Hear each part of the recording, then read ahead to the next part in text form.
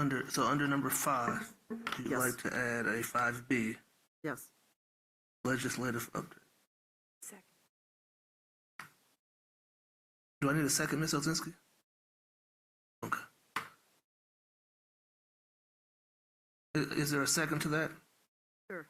Trustee Schmidt supports that. Moved by Trustee Basket, supported by Trustee Schmidt. Any additional discussion? So on the item, the Trustee Basket raised 5B, legislative update. Ms. We can approve the agenda with the addition of the Okay. 5B. Well, Is let, that okay? okay, let me make sure there's no other changes. Any other agenda changes? Don. Don? Yeah, I would like to add a discussion on the Thurston project agenda. Thurston project. Where would you like that to be? Under information. Information. Okay. Is that the best place for it, or board action, or? Well, that could be under information also, but this would be a friendly amendment to Trustee Basket's, and we may want to just do this one at a time. in this Okay. case. So let's vote on Trustee Basket's first. Your 5B, and then I'll come back to you, Don, and see if you have a second, and go from Ms. Ozinski. Great. Trustee Muhammad? Yes. President Feaster? Yes. Trustee Wilkins? Yes. Trustee Wilkes? Yes. Trustee Basket? Yes. Trustee Wilkerson? Yes. Trustee Schmidt? Yes. Motion carries.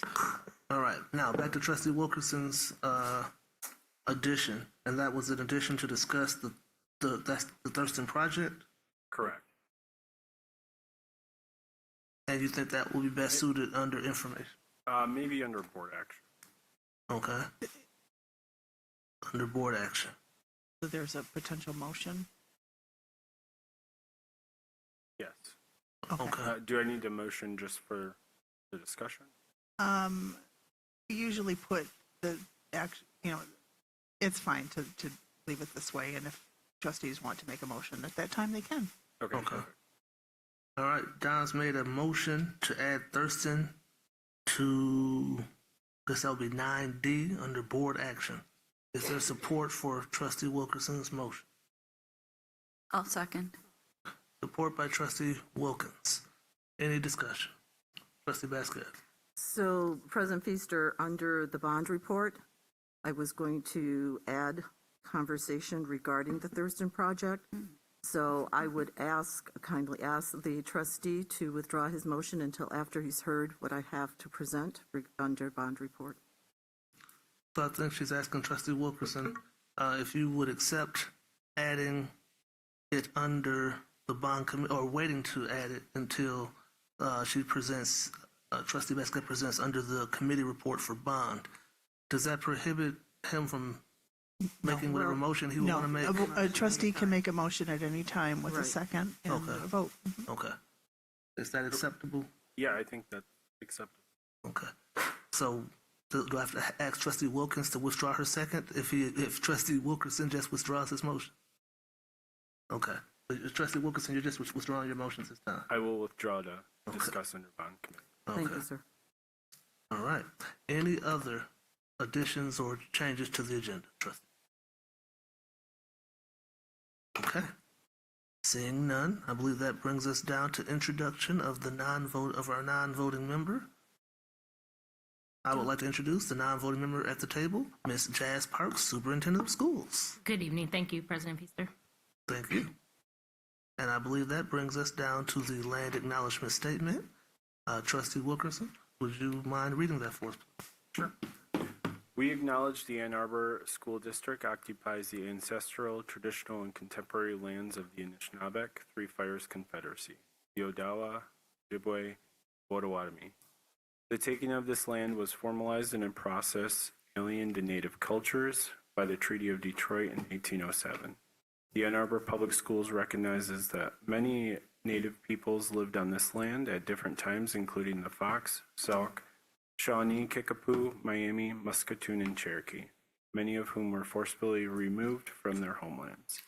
Acknowledgement by itself is a small gesture and does not exist in the past or solely in a historical context. Colonialism is a current ongoing process, and we understand our responsibility in educating students about our participation. We further recognize the ongoing relationship and dependence upon and respect for all living things of earth, sky, and water. It is our responsibility to care for this land, and we honor with our deepest gratitude the Native people who have and will continue to steward it for generations. Thank you, Trustee Wilkerson. And I believe that Trustee Wilkins. I'm sorry, do we need to approve the agenda? Since we just I think I passed. added the thing, but do we need to approve the agenda? I think we do. Is Yes, we probably should do that. is there a motion to approve the agenda with Trustee Vasquez's addition of 5B? I so move. Is there support? Second. Support by Trustee Wilkerson. All right, any discussion? Wilkes and Wilkinson? Wilkes and Wilkerson. Sorry, the W's We're get giving me you twisted. nicknames, I swear to God. Our parliamentarians just rocked it. Yeah, Good catch, parliamentarian. thank you very much. Good catch. The one thing I know, the one rule I know. They learn fast. If there's no discussion, Ms. Ozinski, please. Trustee Mohammed? Yes. President Feaster? Yes. Trustee Wilkins? Yes. Trustee Wilkes? Yes. Trustee Basquette? Yes. Trustee Wilkerson? Yes. Trustee Schmidt? Yes. Motion carries. And that brings us down to public commentary. The board would like to remind everyone that individuals who have signed up for public commentary will have their names called and are given an opportunity to speak or have comments read by members of our staff. Commenters will receive up to 4 minutes, with a total of no more than 45 minutes allowed for the public commentary period. When your name is called, please come forward and speak at the microphone. To help manage your time, a clock will be placed on the screen in front of you. We would like to remind everyone that public comments generally pertain to the Ann Arbor Public School District matters. Comments about any individual or individuals are expressly prohibited.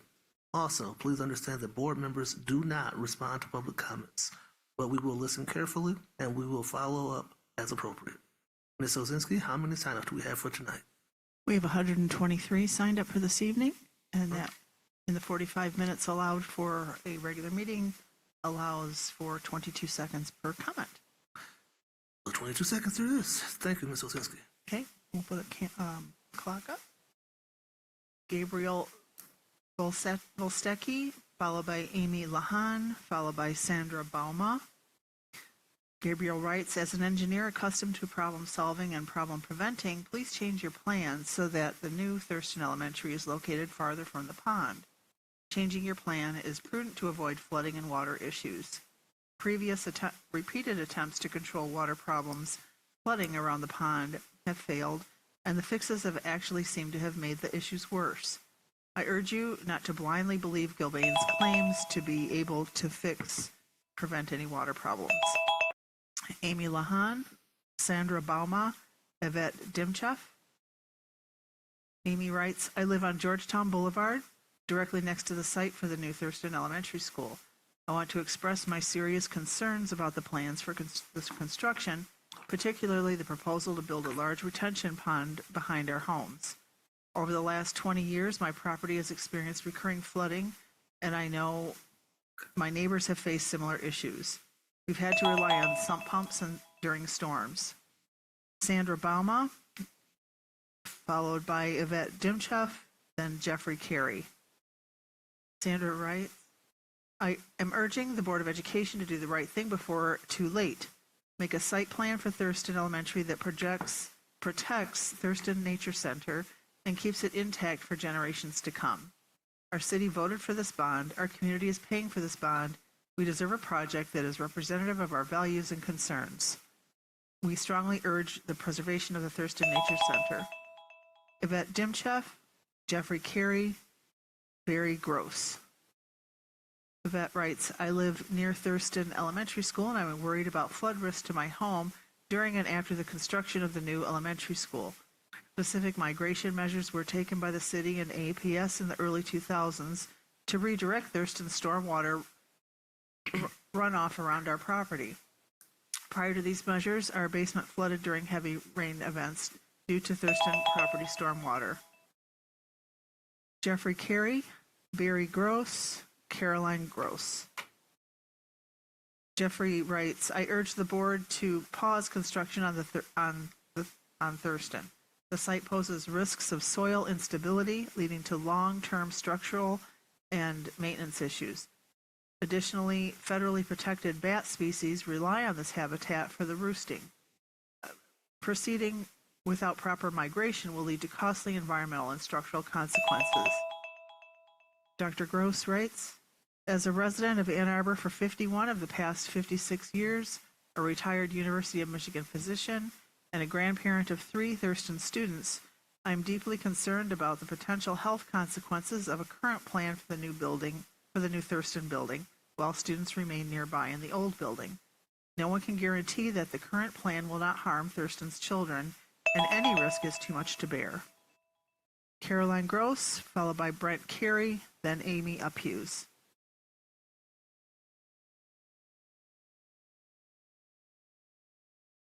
Deflection and homeowner lawsuits plus years of ear-splitting IEP violations and no recess. Pause the next drawdown and follow expert guidance for a better plan with haste. The district's own studies outline the failure risks, so moving forward would violate your duty of care and competence. If you don't change course, Thurston will be stuck in this quagmire long after those responsible have forgotten all about our school. Brent Carey, Amy Uphughes, Lilia Mancor. Brent writes, Thurston School must remain at the area of the current building foundation.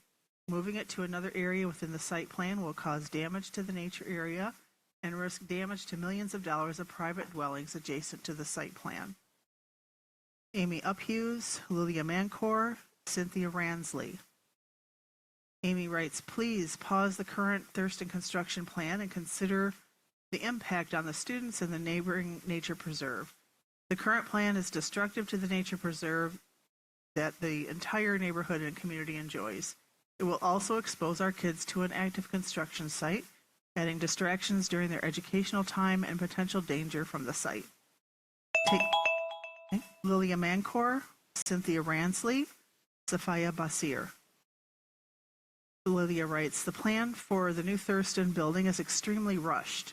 We do need a new building, however, there should be more than one option on how to get there, and it should be in favor of the children and the entire community and not the BOE. I am very disappointed in APS, how they have handled multiple issues in the past and currently have no trust in them and how the bond money is spent. Cynthia Ransley, Sophia Basir, followed by Sarah Devereaux. Cynthia writes, I am writing in support of the Let Thurston Play community proposal to stage Thurston students and build the new building on the current building space. This plan makes the most sense for everyone involved, especially the kids and the neighborhood residents who want to enjoy Thurston Nature Center as it is for years to come. We will continue to persist toward this option. Please don't allow personal bias or other irrelevant preferences. Sophia Basir, Sarah Devereaux, Paul Devereaux. Okay, Sophia? No. Sophia writes, as a proud Thurston alum and a parent deeply invested in our community, I am incredibly concerned about the health and safety of Thurston students under the current rebuild plan. My siblings and I all attended Thurston, and I know firsthand what a special place it is. Asking kids to attend school just 5 feet from an active construction zone for 4 years is not a responsible or safe choice. Sarah Devereaux. I am a current Thurston Elementary parent, and I'm asking the BOE to pause all construction plans for New Thurston until proper due diligence can be done to ensure that we are moving forward with the best possible plan. We need to ensure that we are balancing the need for a new school with other environmental, safety, and especially equity concerns. One of the reasons my family moved to Ann Arbor was that we found Thurston. This is a really special school, and we need to make sure that we don't run it into the ground. Paul Devereaux, Lorette Walsh, Marcella Zorn. Paul writes, I'm a current Thurston parent, and I'm asking the BOE to pause the current construction plans for New Thurston. The list of reasons why the current plan is atrocious for students, staff, and the environment is long. Many, if not most, teachers oppose the plan, but are too scared to speak up given how poorly they've been treated by the district. And those pushing for the new building have such a weak argument that they've resorted to misinformation. Lorette Walsh, Marcella Zorn, Ali Hassani. Lorette writes, my granddaughters go to Thurston Elementary, and I'm writing to the board to ask that you pause the construction plans for New Thurston until a proper study can be done to evaluate alternatives. I am very concerned about my granddaughters going to school so close to an active construction site. This is a horrible plan. Please consider immediately and stop this project before it does more damage than it's already done. Marcella Zorn, Ali Hassani, Nicole Scott. Marcella writes, as a resident of the Ann Arbor since 1978 and the parent of Thurston graduates, I am deeply concerned about the potential health consequences of the current plan for building the new Thurston building while students remain nearby in the old building. Just as I would not have wanted my children exposed to dangerous conditions, I cannot accept this for current students. No one can guarantee. Ali Hassani, followed by Nicole Scott, Jonathan Gabison. Hi, everyone. I appreciate your time. We all know. We're failing fire codes. We're going to destroy nature. We're going to flood the nation. You all know what's right. I believe in the seven of you. I'm asking you, do what you believe in, empathize with the kids, call for a pause. We're not saying destroy the building. We want a new building, but do what you know is right. Nicole Scott, Jonathan Gabison, Alex Schmidt. Nicole writes, if New Thurston is built by destroying habitats and wetlands, then the board must remove the environmental sustainability webpage, and each BOE member must repudiate the AAPS environmental sustainability mission. The AAPS is committed to care for the environment, to model and achieve an environmentally sustainable existence and vision. In all decisions, we embody and live the deeply held value of caring for the earth and our environment. Jonathan Gabison, Alex Schmidt, Andy Boschbaum. Jonathan writes, the argument for sticking with the current plan is flawed. There is a better, safer option that must be explored. I want my kids to have a new school, but not at the cost of construction exposure, lost outdoor play space, or harm to the Thurston Nature Center. The district's own studies highlight the risks of flooding, making it reckless to move forward as planned. Alex Schmidt, Andy Boschbaum, Gina Schneider. Alex Schmidt said he's appearing in person. Andy Boschbaum, Gina Schneider, Michelle Reba. Andy writes, I am concerned about the impact of the proposed new Thurston School on the Thurston Nature Center and the damage to the wetlands, habitat and wildlife, and flood control that the proposed project would cause. Although I do not live in the neighborhood, I know from my work as the former director of the National Wildlife Federation Great Lakes Office that the Thurston Nature Center is a gem and its continued existence is threatened by the proposed new project. Gina Schneider, Michelle Reba, Allison Carey. Gina writes, I am a parent of the Thurston third grader and a kid starting in 2026. I'm asking you not to move forward with the terribly flawed current plan for our new school. The plan requires us to endure flood risks, permanent destruction of animal habitats and green spaces, and a harmful environment for kids during construction. Michelle Reba, Allison Carey, Bruce Fulton. Michelle writes, I'm a former AAPS parent. My daughter attended Clegg and Huron High School. The idea that the students at Thurston will be near the construction site for 4 years when there is an option to be at Logan seems preposterous. Besides the possible health risks to students, the noise and distractions seem obvious. There will be legal challenges to this plan, and the students' education will suffer. Allison Carey, Bruce Fulton, Eric Ressler. Protect Thurston neighbors from flooding, erosion, sewer backups, and property damage. Ensure a quality and safe learning environment for children, including compliance with Ann Arbor Fire Code.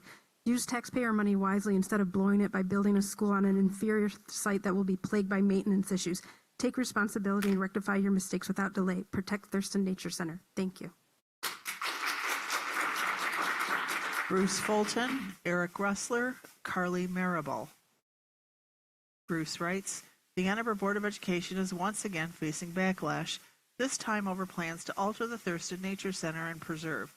Established as a conservation education reserve in 1968, The 24-acre area includes diverse ecosystems like an oak hickory woodlot, ponds and prairie species, supporting the various wildlife. Eric Russler, Carly Marable, Jane Cotty. Eric writes, I live in the neighborhood and my child will be attending Thurston. I want the board to pause the new Thurston build so that a better site plan can be developed that preserves the natural features of the site and eliminates the risks of the current design. Carly Marable, Jane Cotty, Kathy Ann Moylanen. Carly writes, the current Thurston plan is unacceptable due to the increasingly hazardous effects this will have on the land and students in the future. Drilling below the water table is going to lead to potential instability, encountering contamination, and difficulty determining the exact depth. Ann Arbor has continuously bulldozed beautiful forests, fields, and wetlands for producing buildings. Jane Cotty, Kathy Ann Moylanen, Scott Nisbet. Jane writes, I do not understand why the board is so invested in an ill-advised plan on rebuilding Thurston School. Besides destroying part of the Thurston Nature Center, the current plan also has the school built so close to the water, it seems like an extremely poor choice in terms of proper construction. I would not build my house on top of an area where the water table is so high, and it seems like a bad decision to build a school there. Kathy Ann Moylanen, Scott Nisbet, and Rapundolo. Kathy Ann writes, thank you for your time you dedicate to being part of the Board of Education. I especially appreciate the additional effort now required to adjust the current Thurston building plans in order to do the right thing for the long-term good of all. Two particular issues I'll mention here. There are many more. The school's repeated efforts to curb flooding around Thurston Pond have only worsened the flooding and extended the many weeks of the year that trails are impassable. Scott Nisbet and Rapundolo, and Peter Andruskowitz, Scott writes, I am a parent of a current and future Lawton student. I am deeply concerned with the plans shared to date for the new Lawton School project and strongly urge the board to pause to identify the alternative plans that preserve the green space for our children and our neighborhood and eliminate any risk to our children in putting playgrounds on shared public park property. We have a shared goal. And Rapundolo writes, after more than 30 years of being a strong advocate of the Ann Arbor Public Schools, it is very disturbing to find that the Ann Arbor Board of Education has chosen to abandon the need for due diligence in examining the environmental impact that the construction of a new Thurston Elementary will have on the immediately adjacent Thurston Nature Center and the new school itself.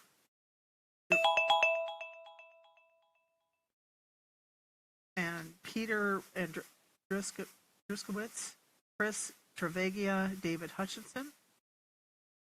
Peter writes, why are you harming our kids' learning environment and ignoring our teachers' voices, all to build a new Thurston on an unstable and flood-prone part of the site?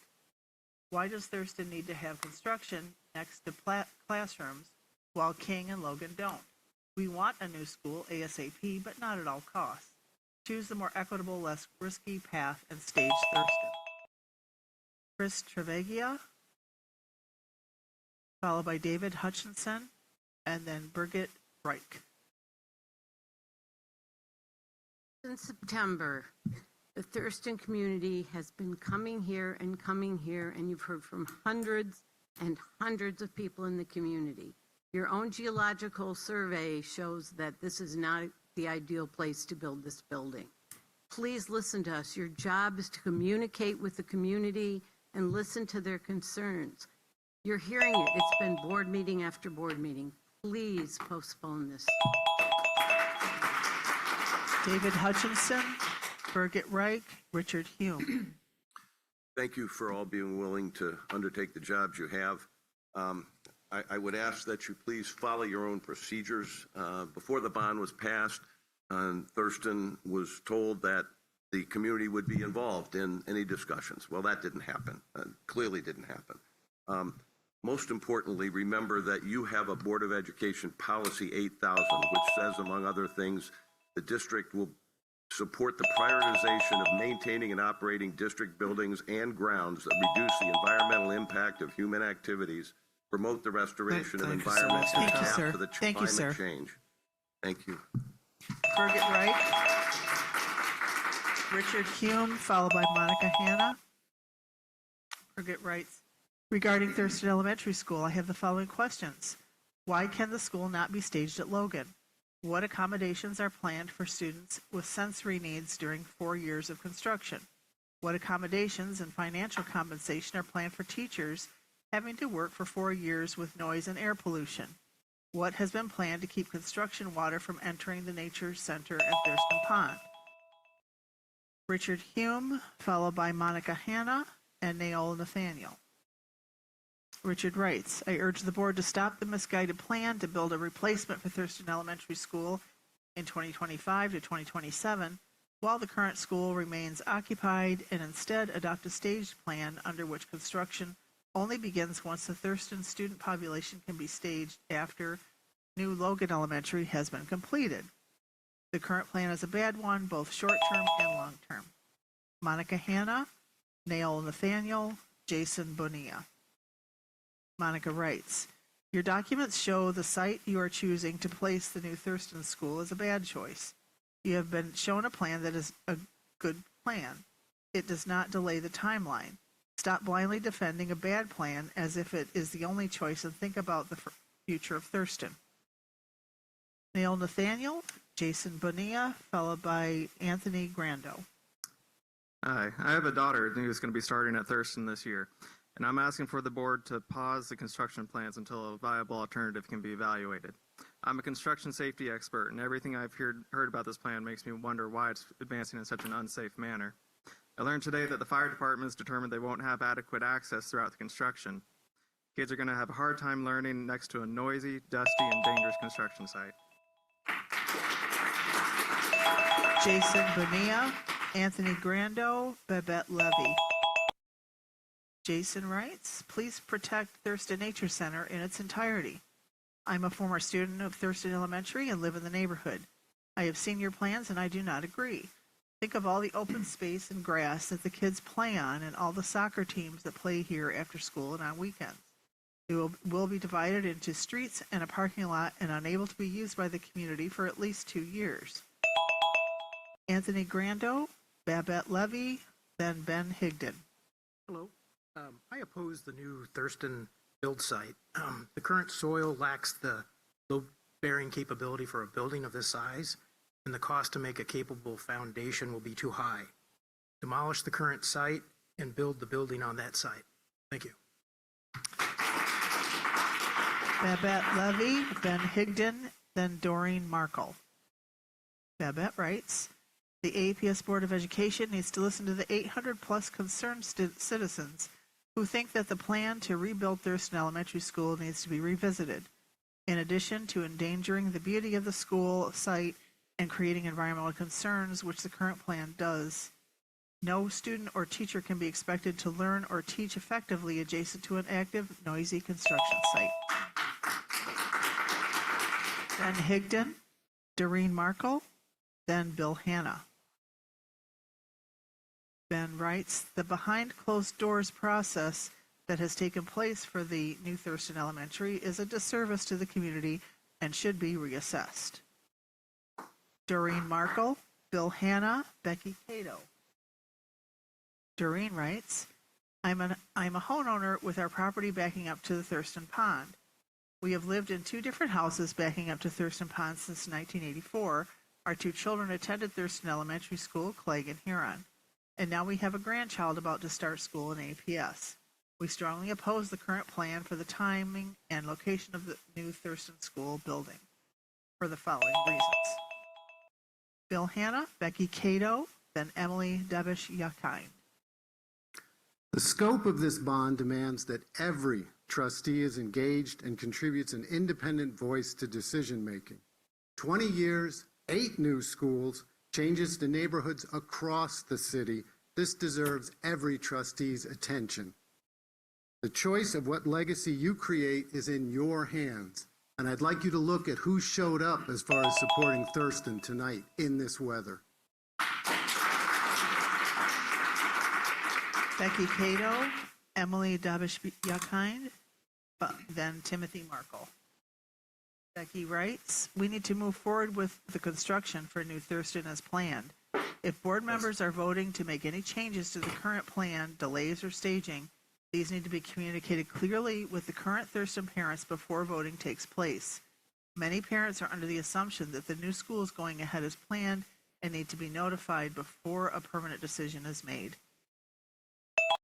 Emily Dabish-Yakind, followed by Timothy Markle, then Michael Oswald. My name is Emily Dabish-Yakind, and I'm the supervisor for Superior Township. When I took the oath of office, I, like you, made a commitment to protecting our residents. Tonight, I want to talk about safety. What is particularly concerning to me is that the proposal includes construction of a facility even closer to the Thurston Pond. It is shocking to me the proposal is being considered that places an elementary school even closer to a body of water without clear line of sight for staff or teachers. Drowning is a leading cause of death for young children. This is not a hypothetical. Thank you. Timothy Markle, Michael Oswald, then Kate Curry. Timothy writes, I strongly disagree with the proposed siting of the new Thurston School near the Thurston Nature Center due to the significant unknown environmental impact on the Thurston Pond. I have been a prior Thurston Nature Center committee member, a frequent Nature Center workday worker, a homeowner since 1984, whose property borders the pond, and a parent whose children attended Thurston. I'm very concerned that the siting of the new school will negatively impact. Michael Oswald, Kate Curry, Ben Badalamente. Michael writes, Thurston parents support building New Thurston without delay. Our kids need a new school, not to be split off in parts by staging. Please don't send our kids away from Thurston. Kate Curry, Ben Badalamente, Sarah Thompson.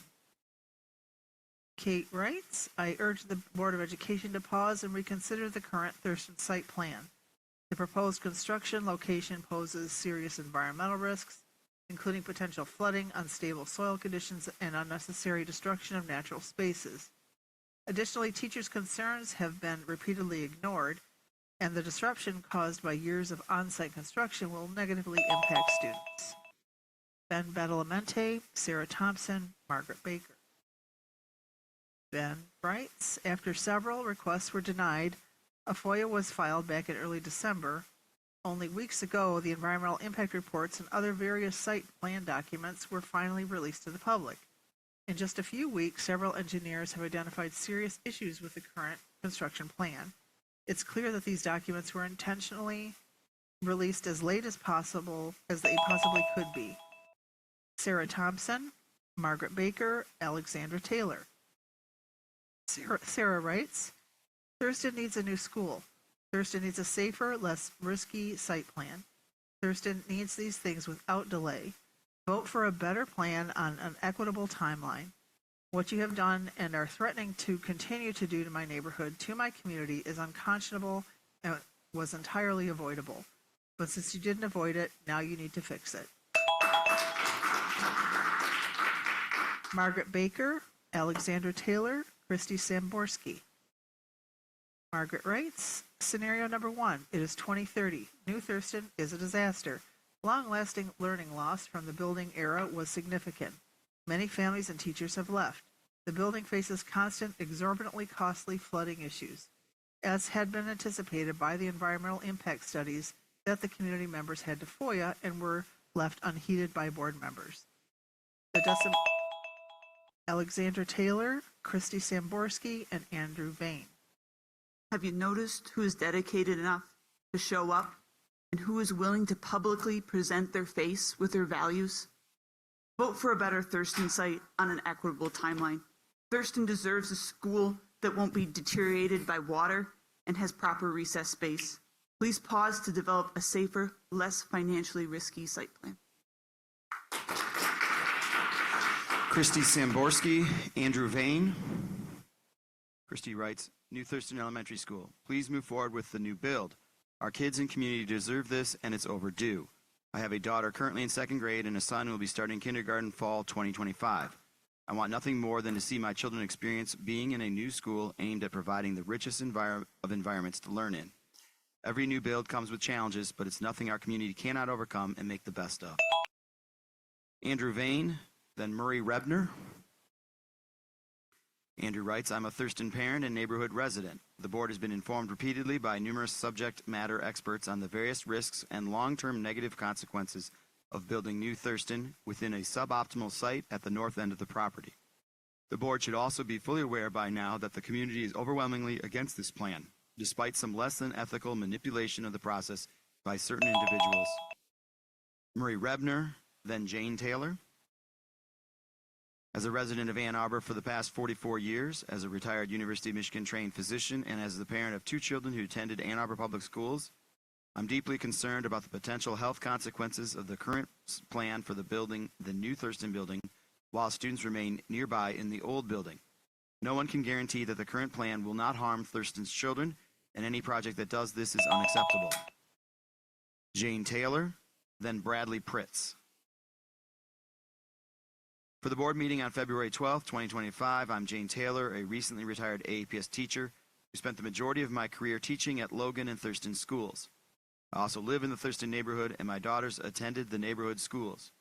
As part of my teaching, I used the Thurston Nature Center with my classroom students, as well as partnered with the Leslie Science Center to direct a summer learning program open to all AAPS. Bradley Pritz, then Jeremy Bricker. Like many other neighbors, I'm very concerned that the current Thurston plan needs improvements and quickly given the project timing. First, I support the proposal from Let Thurston Play to revise the plan so that the building can be moved to use the current Thurston footprint. This minimizes irreparable impact to the Nature Center while also reducing risks of neighborhood flooding due to stormwater and groundwater issues. Next is Jeremy Bricker, then Laura Ganzel. The Thurston rebuild plan replaces much of our green space with asphalt for parking and drive lines. This goes counter to A2's carbon reduction goals by encouraging more people to drive and discouraging cycling and walking, which is a natural result of an increased number of cars. Laura Ganzel, and then Stephen Pirine. I'm writing as an alumni and neighbor of Thurston Elementary School. I've been following the work of community members, the bond committee, and school board members regarding the plans to build a new Thurston. I'm shocked that the current plans include building on a known floodplain next to elementary school students who will be forced to learn next to an active construction zone. It makes me question the function of our school board and what goals they have regarding protecting the education and environment. Stephen Pirine, Naima Rivlin. I'm a neighbor of Thurston Elementary School. I'm a fierce lover of nature, education, and community. I implore the Board of Education to reconsider the current plans to build New Thurston next to the original.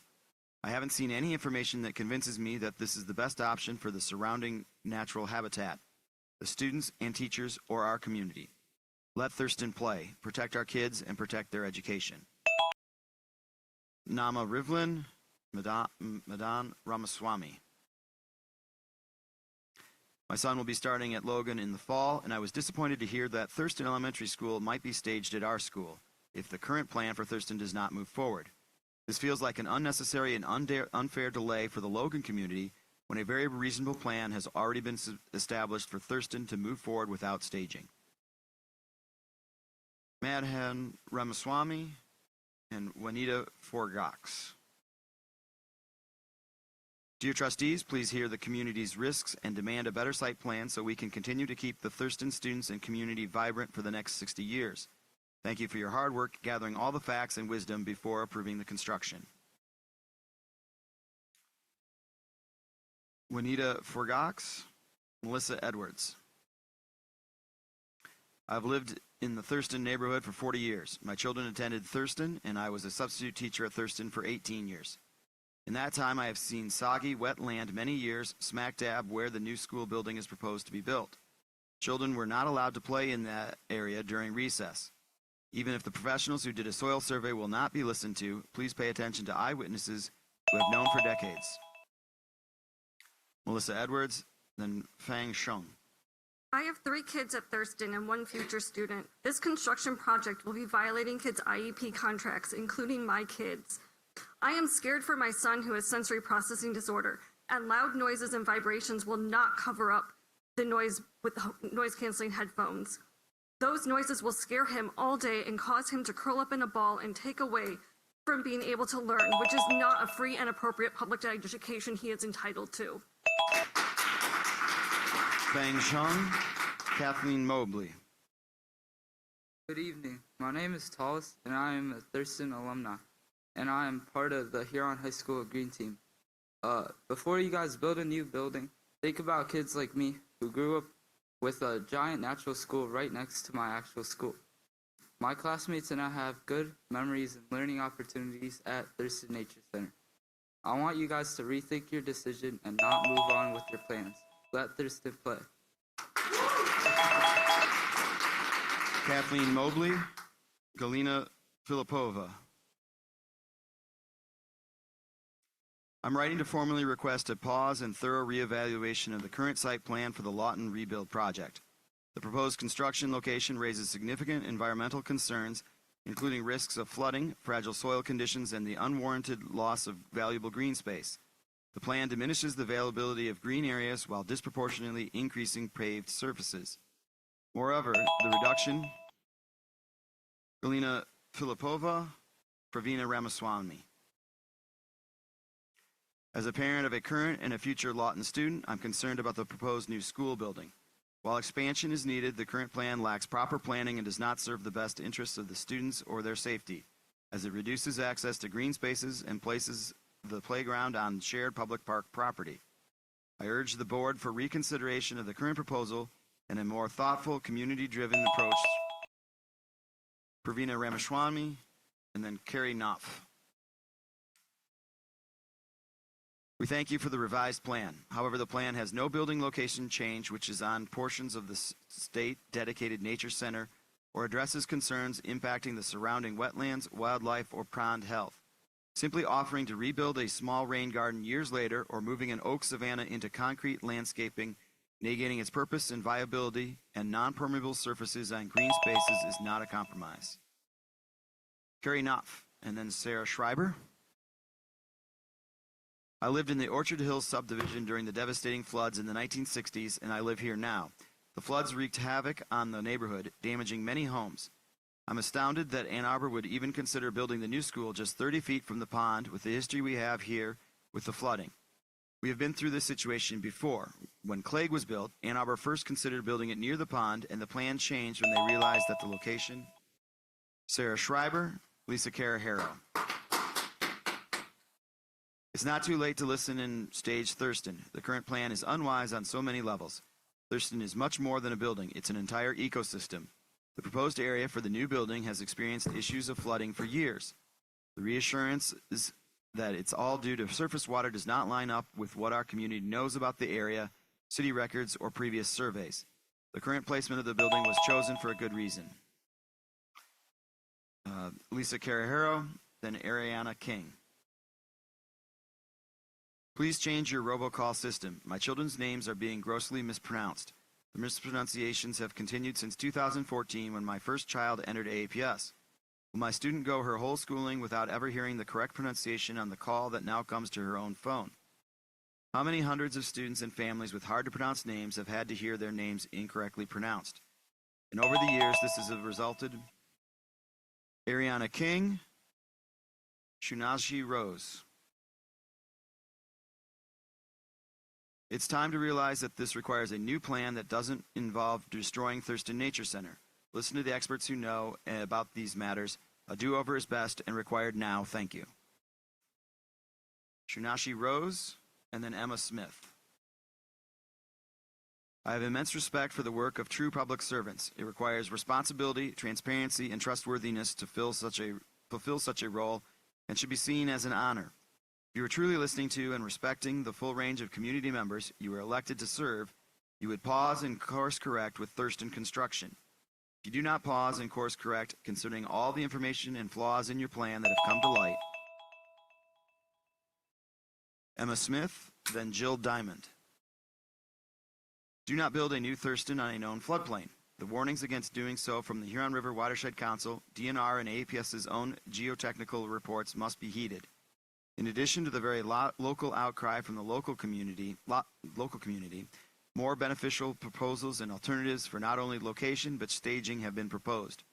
Our children deserve better. Our community deserves better. Jill Diamond, then Tim Cron. You didn't engage with the community, and it shows. The land was treated as an open and up for grabs by your development team, and it is not. Thurston is much more than a building. It's an entire ecosystem. The design process was described as from the inside out, and your understanding of what the outside means to our community is incomplete. Moving a two-story building into the middle of habitats does not improve the nature center. The current plan, Jim Crone, Nathan and Lee Remsburg. I'm a Thurston parent of a third grade and kindergarten student and of another future Thurston Heron. Please take a short pause now with the current proposed plans of constructing a new Thurston building to allow time for an alternate site plan to be created and implemented to allow for better outcomes for our students, teachers, community, and environment. Nathan and Lee Remsburg, then John Selden. Dear members of the school board, we are parents of two students currently attending Thurston Elementary. We would like to express our support for the current Thurston Elementary build plan without staging. As shown, our facilities are overcrowded and do not meet today's safety standards. We are fortunate to live in a district considering such construction opportunities. Let's take advantage of the bond for the sake of our students, staff, and community. John Selden, then James Freeland. The APS Commission geotechnical report should be enough to rethink this folly. Put your ego aside and do the right thing. The placement of engineered fill overlaying the existing problematic soils will result in consolidation settlement of compressible soils. Buildings and pavements constructed on engineered fill supported by problematic soils will experience differential and global settlements over time. James Freeland, then Cedric Herman. The bond committee failed Thurston. They should have realized that building on a floodplain is terrible. They should have realized destroying Thurston's recess fields is cruel. They should have made a staging plan years ago to avoid this mess. But the board can rectify these mistakes, vote to pause, and find a staging plan that works. Cedric Herman, then Wendy Carmen. I believe the current new Thurston site plan is inappropriate given the proximity to Thurston Pond and the removal of existing green space that my family have been enjoying for the past 5 years. My daughter will go to Thurston next year, and it makes me feel anxious and disappointed that our voices are not heard by the BOE. Please pause and revise the current plan. Wendy Carmen, and then Louis Lavieri. I'm respectfully advocating for and expect that whatever plan is chosen to accommodate the students at Thurston Elementary School will guarantee, 1, the best possible plan for the safety and learning environment of the students, 2, the protection of the Thurston Nature Center, 3, that all runoff will be directed away from homes on Georgetown and Ardennes, as well as neighboring properties in Bromley. I understand that requiring a plan to meet these 3 objectives. Louis Lavieri, then Sandra Bobroff. I'm a Thurston parent and support fiscal responsibility. Build Thurston now. Sandra Bobroff, then Carrie Culkins. I live by Thurston. Huge risk that soils cannot support a building long-term, as is documented. Please use a better location for the new school. Carrie Culkins, and then Michael Zielinski. I am a Thurston parent, and I support building the new school without delay. A possible 6-year delay is unacceptable and has not been clearly communicated to most parents, who I am sure would not want this option. Michael Zielinski, and then Taylor Morgan. And it looks like we have 70 who are against the current plan, to 8 that are in favor of the current plan. I don't know what you think about that, but whose interests are you advocating? I mean, is it ours, your constituents? There was 3 that they didn't get to the point quick enough, so I don't know. But, I mean, this is a pretty bad plan. I'm pretty sure you can see it. Taylor Morgan, then Nathaniel Steiner. I am a Thurston parent and I support rebuilding the school without delay. You have already paused all capital improvements to the current building. These kids have no AC, broken toilets, exposed rebar, a gymnasium that leaks, and more, and you're still considering a delay. There's no feasible plan for staging without breaking up grades, splitting classes, friends, and even siblings. We want our community together. You have a plan in place that solves everything. Nathaniel Steiner, then Leah Rose. I support moving forward with the current plan for the new Thurston. I am unwilling to wait multiple more years for our kids to wait for someone else's school to be built that we get to use first. I think this is unfair to that school's students and the further district impact it would have on school timelines. I'm also unwilling to delay even further as far as 6 years. I'm ready to have a safe, beautiful learning space for our kids ASAP. Leah Rose, then Ray Cato. You forced our community to file a FOIA for reports that should have been made public from the beginning. You held meetings with teachers and then ignored their concerns. Local environmental groups condemn the current plan. Parts of children with IEPs and 504s, parents with children with IEPs and 504s are deeply upset.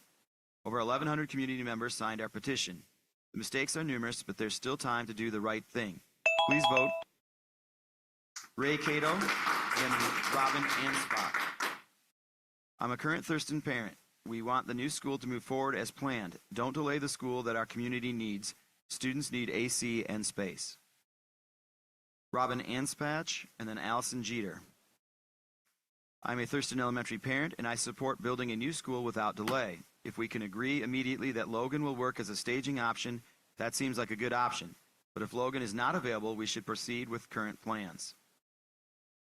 Allison Jeter, then Vishnu Nair.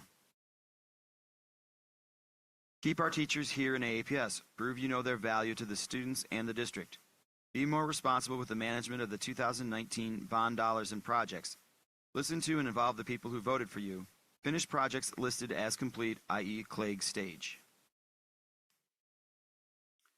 Vishnu Nair, and then Chris Ernst. It is, you didn't engage with the community, and it shows. The land was treated as open and up for grabs by your development team, and it is not. Thurston is much more than a building, it's an entire ecosystem. The design process was described as from the inside out, and your understanding of what the outside means to our community is incomplete. Moving a 2-story building into the middle of habitats does not improve the nature center. Chris Ernst, and then Robert Terrell. I'm a current Thurston parent and will have another child starting at the school in the fall in young fives. I wholeheartedly support the current plan to begin construction of the new Thurston building this spring. Money has already been spent, plans have been drawn up and iterated upon based on community feedback. Research has been done, environmental considerations have been made. Delay is going to cost an unknown amount of time and money while the current building continues to decay. Robert Terrell, and then Kathleen Adams. I'm very disappointed with how the entire process has been handled. I worry for kids, the teachers, and the neighborhood. Where's the concern? Kathleen Adams, and then Elizabeth Moorhead. Board of Education, AAPS. Greetings. Please include me as one of the Thurston Nature Center respondents in concern of the building of the new Thurston Elementary School. I support the new building proposal, but have great reservations for the location. Specifically, I am a TNC public advocate who asks, please, that in the site decisions, much consideration and or reconsideration be given to protect and preserve the Thurston Nature Center. Elizabeth Moorhead, then Emily Terrell. The following is an excerpt from an email. The fact that the community had to FOIA the request for the environmental study that clearly shows the foolishness of building next to the pond says it all. It speaks volumes that the studies meant to shed light on the Thurston build have been buried and ignored. It could be said that the continued actions by AAPS, despite studies and community concern, are vindictive. However, it's never too late to push pause. Emily Terrell, and then Adina Shom. I'm a Thurston parent, substitute teacher, and volunteer. We all want a new school using the shortest timeline possible. However, the current building plans are not acceptable and do not meet the needs or address the concerns expressed by the majority of Thurston teachers, many Thurston parents, and many people in the surrounding neighborhood. The current plans would be detrimental to all groups involved, including the district. Please pause the building plans and come up. Adina Shom, and then Katie Richter. As a Thurston parent, I've been dismayed by the bond committee's lack of collaboration and transparency with the Thurston community and its ongoing dismissal of the deep concerns of many, many parents, teachers, and neighbors. In addition to the hazards of placing students next to a construction zone for years and the anticipated harm to the Thurston Nature Center, I'm also worried about the foundational issues brought up by the geotechnical report for the proposed site. Katie Richter, then Justin Jock. The bond committee is biased against a change to the proposed plan for Thurston, despite repeated and persistent requests from parents, neighbors, and teachers. In the APS's own geotechnical report, engineers state that the soil on the proposed site close to the pond is wet, unstable, and will cause uneven settling under the building's foundation. The advice instead is to use the existing school location to prevent future maintenance problems. Justin Jock, and then Elizabeth McBearty. Greetings, I'm a Thurston parent of 2 children. While I recognize there are some valid concerns about the current plan, what concerns me most is that we have not heard from the board what viable alternatives actually exist. I feel strongly that before any decision is made to delay or alter the current plans, parents and community members are given a concrete description of what any alternative plans will entail. How long would a delay push back construction, and would we have the exact same plan? Elizabeth McBrearty, Jennifer Alzate. I'm the parent of 2 current Thurston Elementary students, and I live 1 block from the school. I support the current school plan. Please get our kids into a new school without delay. Jennifer Alzate, followed by Leela Ramaswamy. I'm urging the Board of Education to make a better site plan for the Thurston Elementary School. You did engage with the community, and it shows. The land was treated as open and up for grabs by your development team, and it is not. Thurston is much more than a building, it's an entire ecosystem. The design process was described as from the inside out, and your understanding of what the outside means to our community is incomplete. Moving a 2-story building into the middle of habitats does not improve the Nature Center.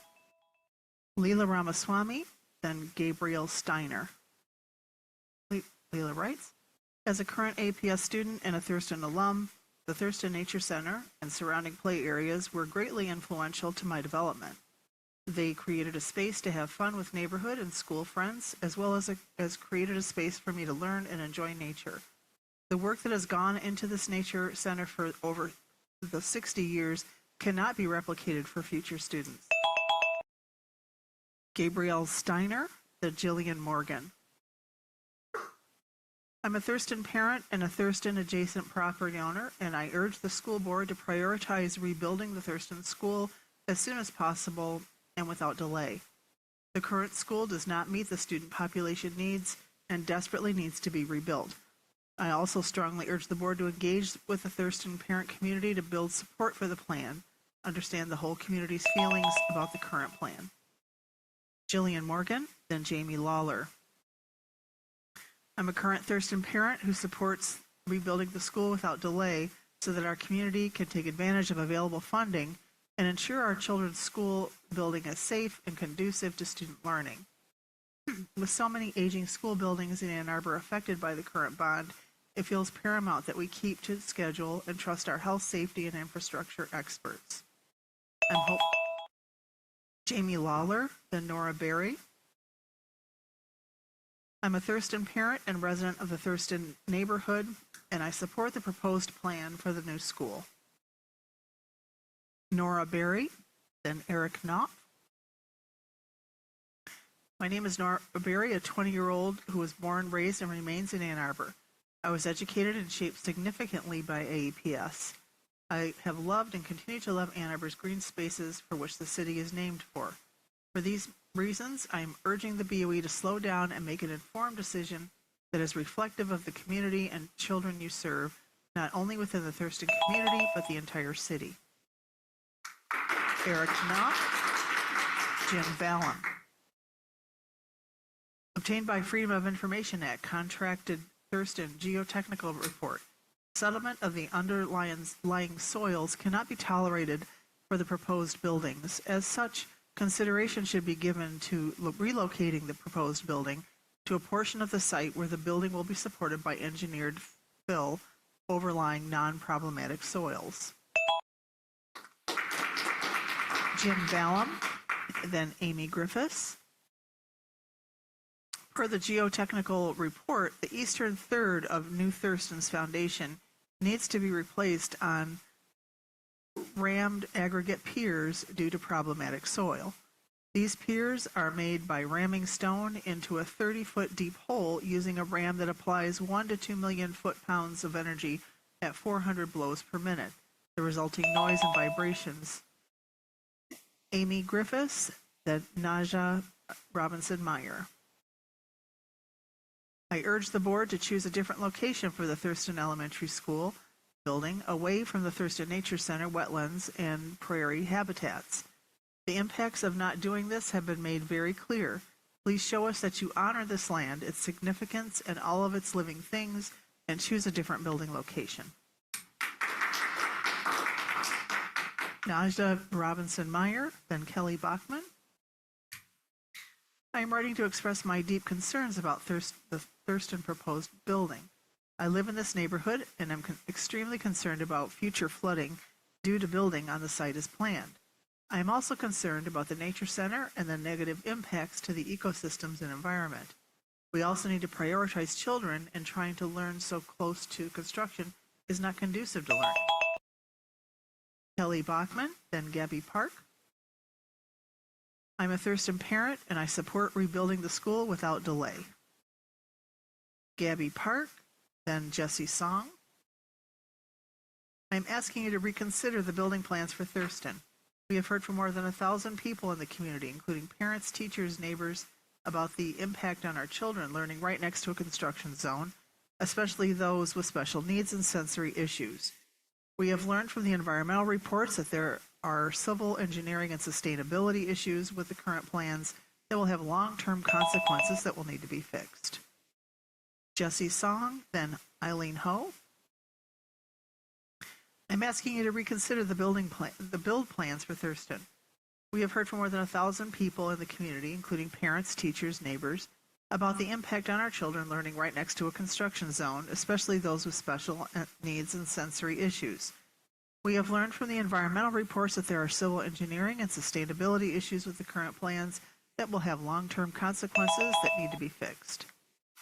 Eileen Ho, then Devney Hamilton. As an Ann Arbor resident with personal families and multi-generational presence and ties in Thurston elementary neighborhoods, I'm urging the Board of Education to make a better site plan for the Thurston Elementary School. Our city voted for this bond. Our community is paying for this bond. We deserve a project that is representative of our values and concerns. As our community connections and greater circles have noted and recognized the Thurston Nature Center, Devney Hamilton, then Philip Sipatowski. I am urging the Board of Education to make a better site plan for Thurston Elementary School. Ann Arbor voted for this bond. The community is paying for this bond.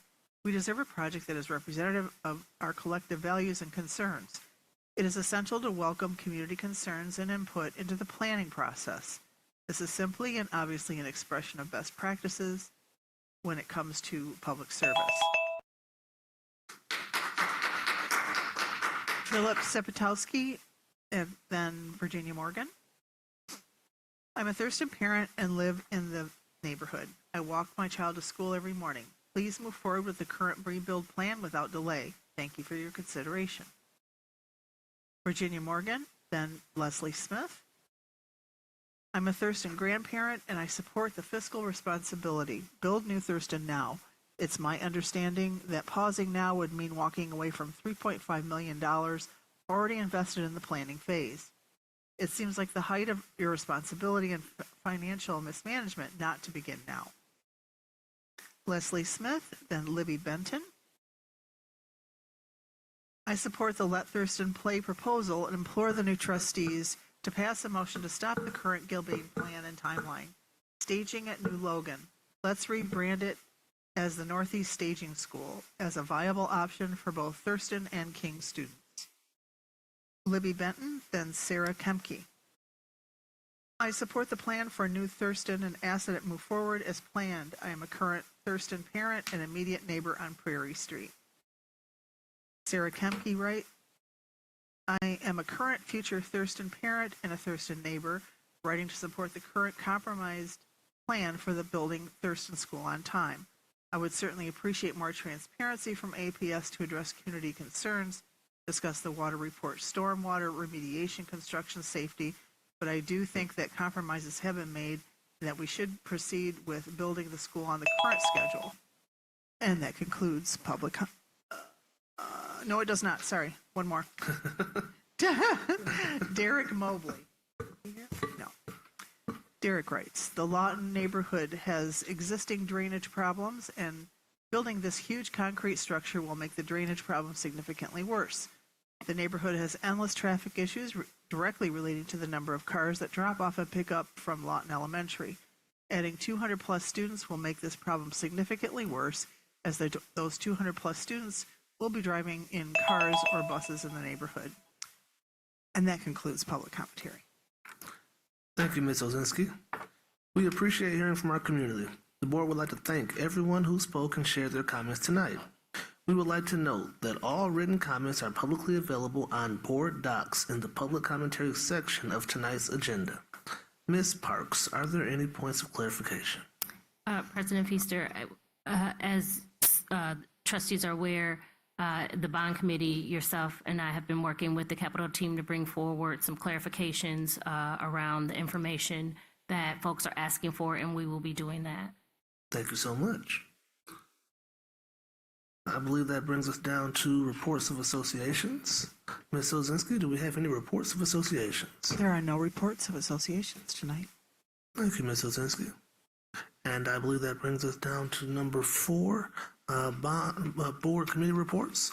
And under A, we have the bond committee. Trustee Basket, please. Thank you, President Feaster. First of all, thank you for reappointing me to the chair of the bond committee. So appreciate your confidence and those of my colleagues and my leadership to lead that committee. The bond committee met last on February 7th, recommending the 3 bids that are coming before the board for first briefing this evening. Trustees, you will have them there. Slauson Middle School, ordering mass timber, new Dickin Elementary Trade Schools, and the new Logan Elementary School. The bond committee's next meeting was tentatively scheduled for February 21st. Since then, the bond committee has moved to committee of the whole. The governance committee will review what I have submitted as guidelines for our committee of the whole. However, we must meet as soon as possible because the work continues. And so I'd like to just review a few changes so that the community is aware of this change. The committee of the whole allows for the whole board to work towards common understanding of an issue by listening and reviewing reports and hearing from subject matter experts together in the same room at the same time. And working in a committee of the whole helps each trustee hear from one another, engaging in informal conversation and discussion in a much informal manner, and thus hopefully being more efficient, more effectively, and to build more trust. The primary outcome is for the board to feel that they have enough information or have had enough conversation about an issue to be able to make a recommendation to the full board. And just like other committees of the board, a committee of the whole does not make final actions. That work is being done at the regular board meeting.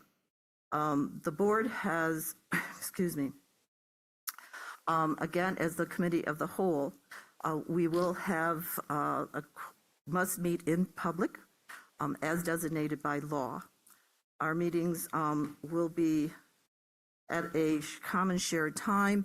Trustees, I've heard from all but one of you regarding a time that will seem to work for all of us. So for that last trustee, if you please get back to me. However, again, it does not require the whole board to be present to move forward and work for the committee. Public commentary shall be in person. Our agendas will be set as we have done in the past, and the minutes of the board committee of the whole will reflect the recommendations of each of the committees. Trustees, we do have work to be done, and so again, I'm urging all of us to come together to meet as soon as possible because we do have some bids regarding partial door replacements. At this next meeting, which will be our first meeting as a committee of the whole, I am recommending that we have a thorough overview of the capital improvement plan so that from that point, we will have a shared understanding of what's led up to this work.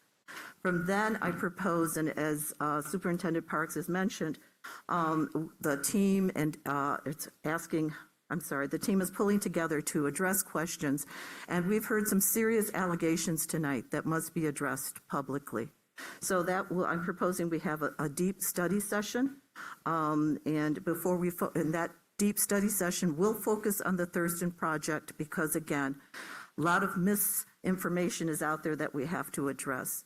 I will leave up to, well, we'll determine the format of that study session, and of course, that will be announced publicly as you come forth.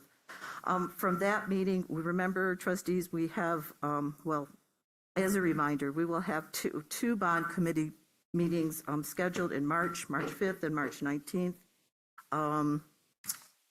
At this point, let me just pause and see if we have any other questions. Trustee Wilkes?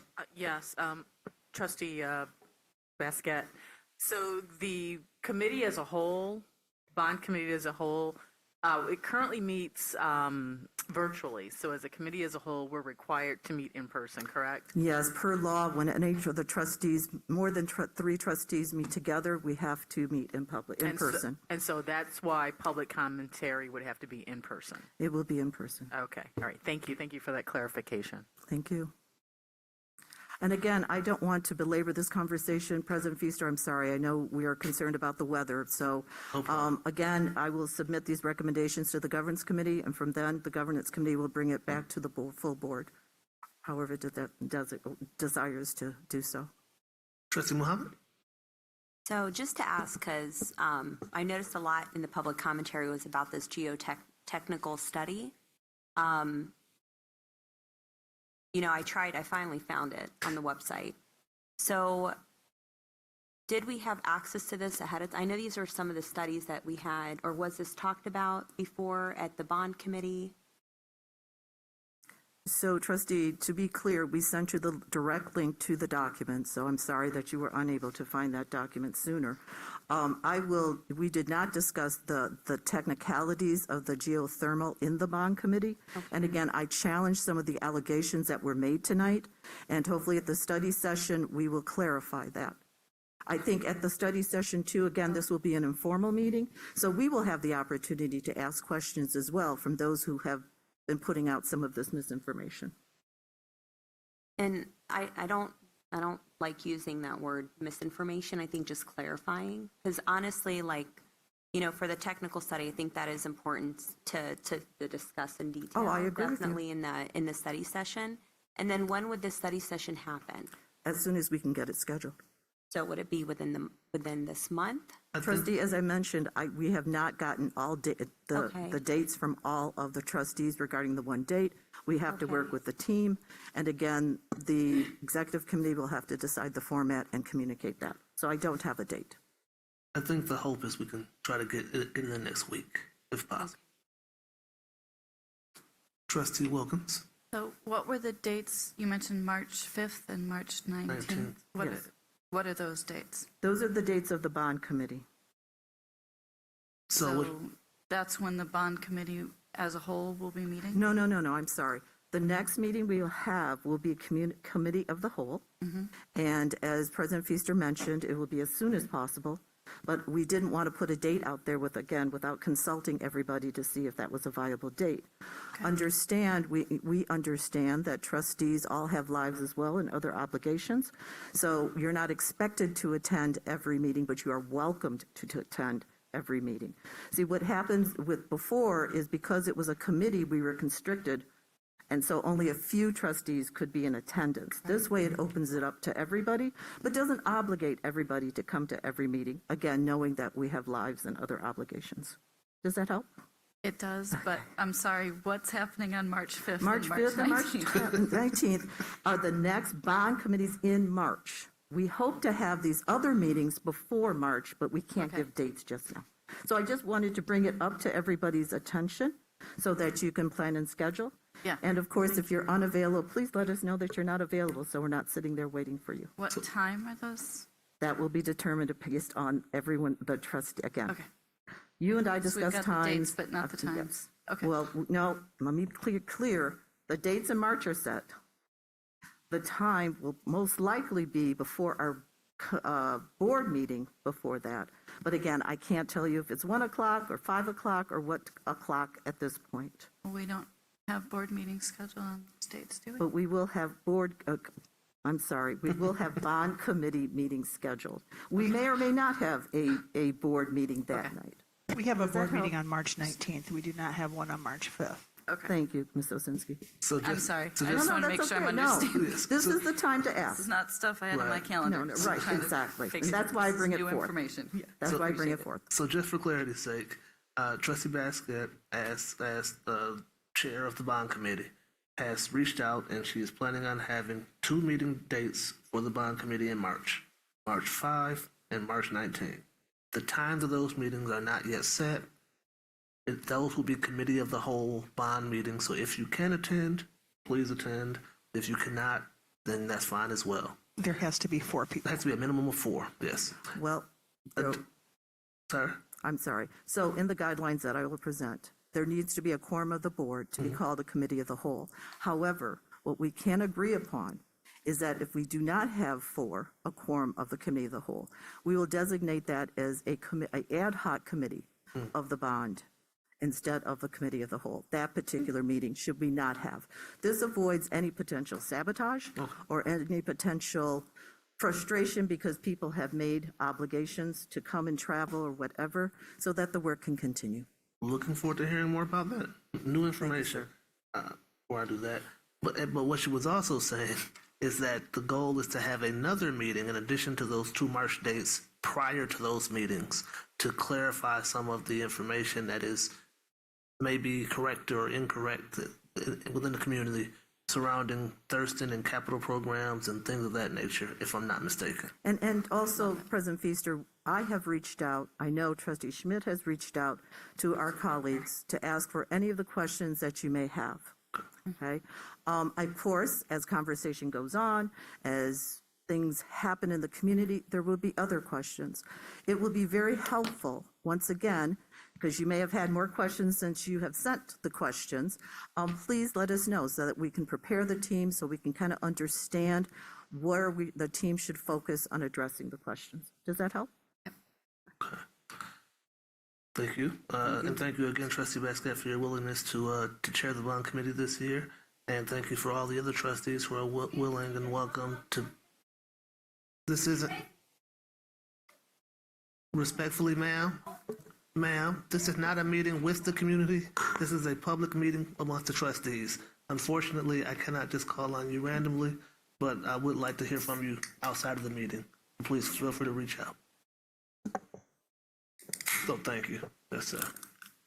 I do have a comment. Yes, please. I would just like to say that I'm really glad that the board is leaning toward having a full board committee because we have questions, and I think that it's important for us to really be able to meet so we're all on the same page. And so, and I commend whoever came up with that idea. I think that it's important. Well, you all came up with the idea.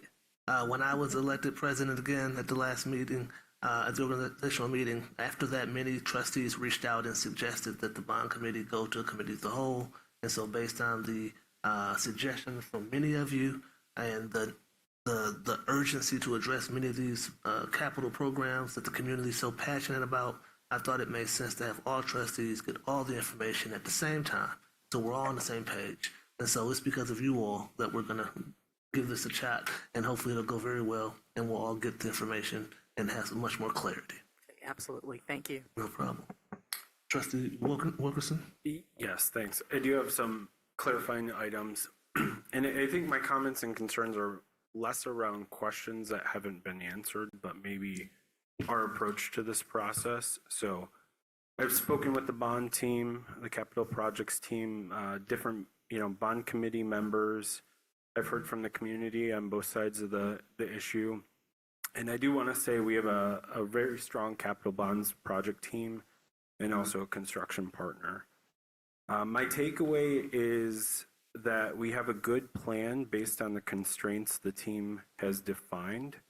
But I believe the challenge is we've missed the mark in that our constraints that were provided and worked within are all taken as hard constraints. And, we don't have any flexibility in those and in our approach. So I think For me, I think staging is an option that needs to be explored more fully with flexible constraints. We said that we couldn't send Thurston students to New Logan or Old Logan based on the size of those schools or based on the configuration of classrooms. But I'd like to see an alternative come to the board and be brought forth that includes, some way to allow for staging.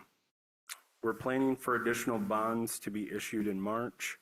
We need to start the issuance of RFPs.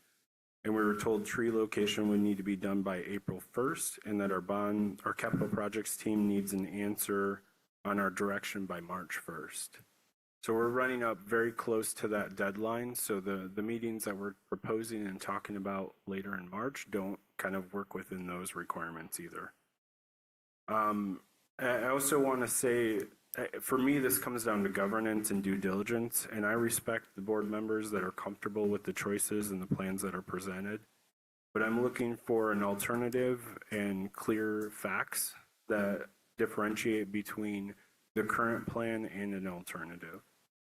I want that alternative to include a viable staging option. One suggestion that I brought to the bond or the capital projects team was, maybe we could look at taking our fifth graders to New Logan when Logan moves into that school and then stage the rest of Thurston at Old Logan. I'm open to options. Maybe it's fourth and fifth grade. They're going to the Clague campus. They're going to be there in 2 years from then anyways. But I want something that's viable. And while I know that's not an ideal situation to break up any of our families or our schools, I think we need to do the due diligence and at least have a plan that the board can then vote on. I want the plan to consider the following impacts. The impact of each site plan on green space, the cost of staging, including an update to a building to meet any requirements and busing, the impact to the current location of the building and the proposed location, and a qualitative impact to students and what that might mean for them. I think we need to protect our bond team. They've taken the brunt of the criticism, and I want to move this to a board decision and discussion. And I want to prevent this from being a discussion during RFPs that might not go through or might be more contentious than they need to be because we don't have facts and circumstances and all feel comfortable voting on it. So I'd like to hear if anyone else has commentary or feedback on that as well.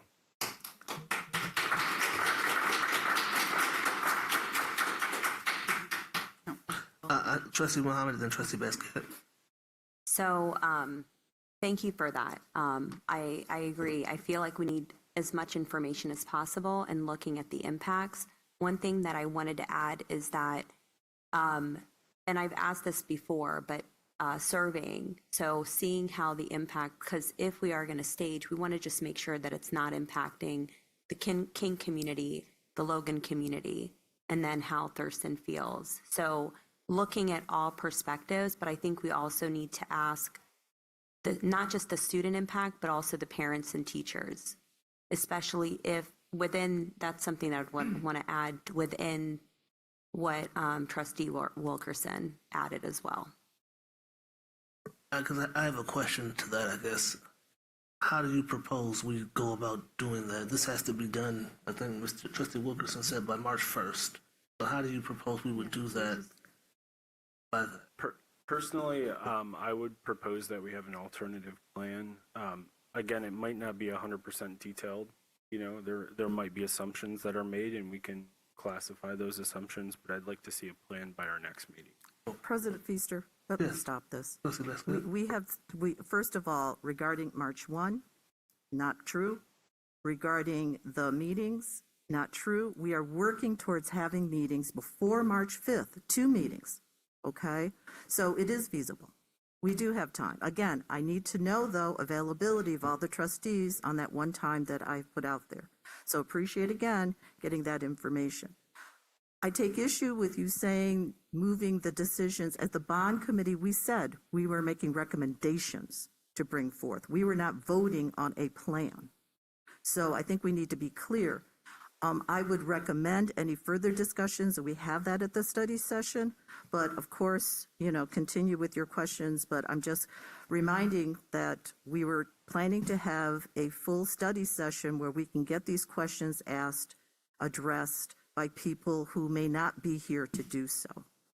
So just thought, but again, we can banter it around. I just don't think we will have the best answers at this time because we may not have the best people in the room to answer that. And I don't know that we're asking you all to have the answers, and we know that the bond team does not make decisions.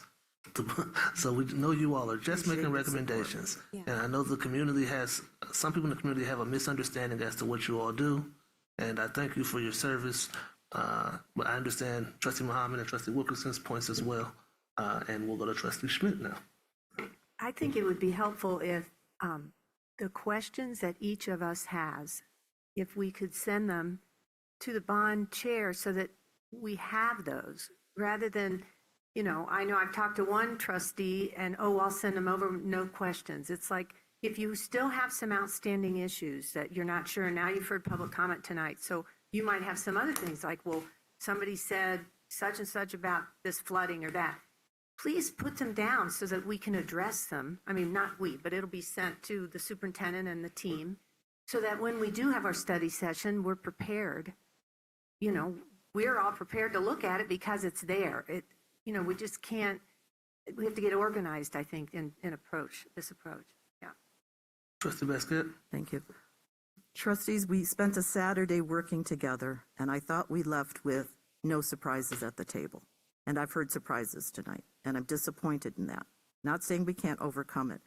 Mr. Trustee Wilkinson, thank you for laying out what you would like to see. If you could please send that to me so that, again, we'll forward it on to Ms. Parks and the team to make sure that what is viable, what can be addressed, and then set expectations moving forward at the next meeting. Two things that I have. I think Trustee Wilkerson asked if other trustees had other things that they wanted to know about, and I'll just put what I want to know about out there now as well, since we're doing that. Sure. I am personally not in favor of staging at New Logan. I do not foresee that changing. So I am open to the possibility of staging at Old Logan if that is feasible. So I would like to know if that is feasible, and if that is not feasible, why it is not feasible. And a cost for what it might cost to accomplish that, should we decide to go in that direction. And to Trustee Muhammad's point, I don't know that we can realistically get teacher and staff feedback in the time period needed. So I think we're going to have to make whatever decision we're going to make based on what you're getting from the public in our emails and public comment, phone calls, because I'm getting all those. I'm assuming you are as well. And that's going to have to be your public input, I would imagine.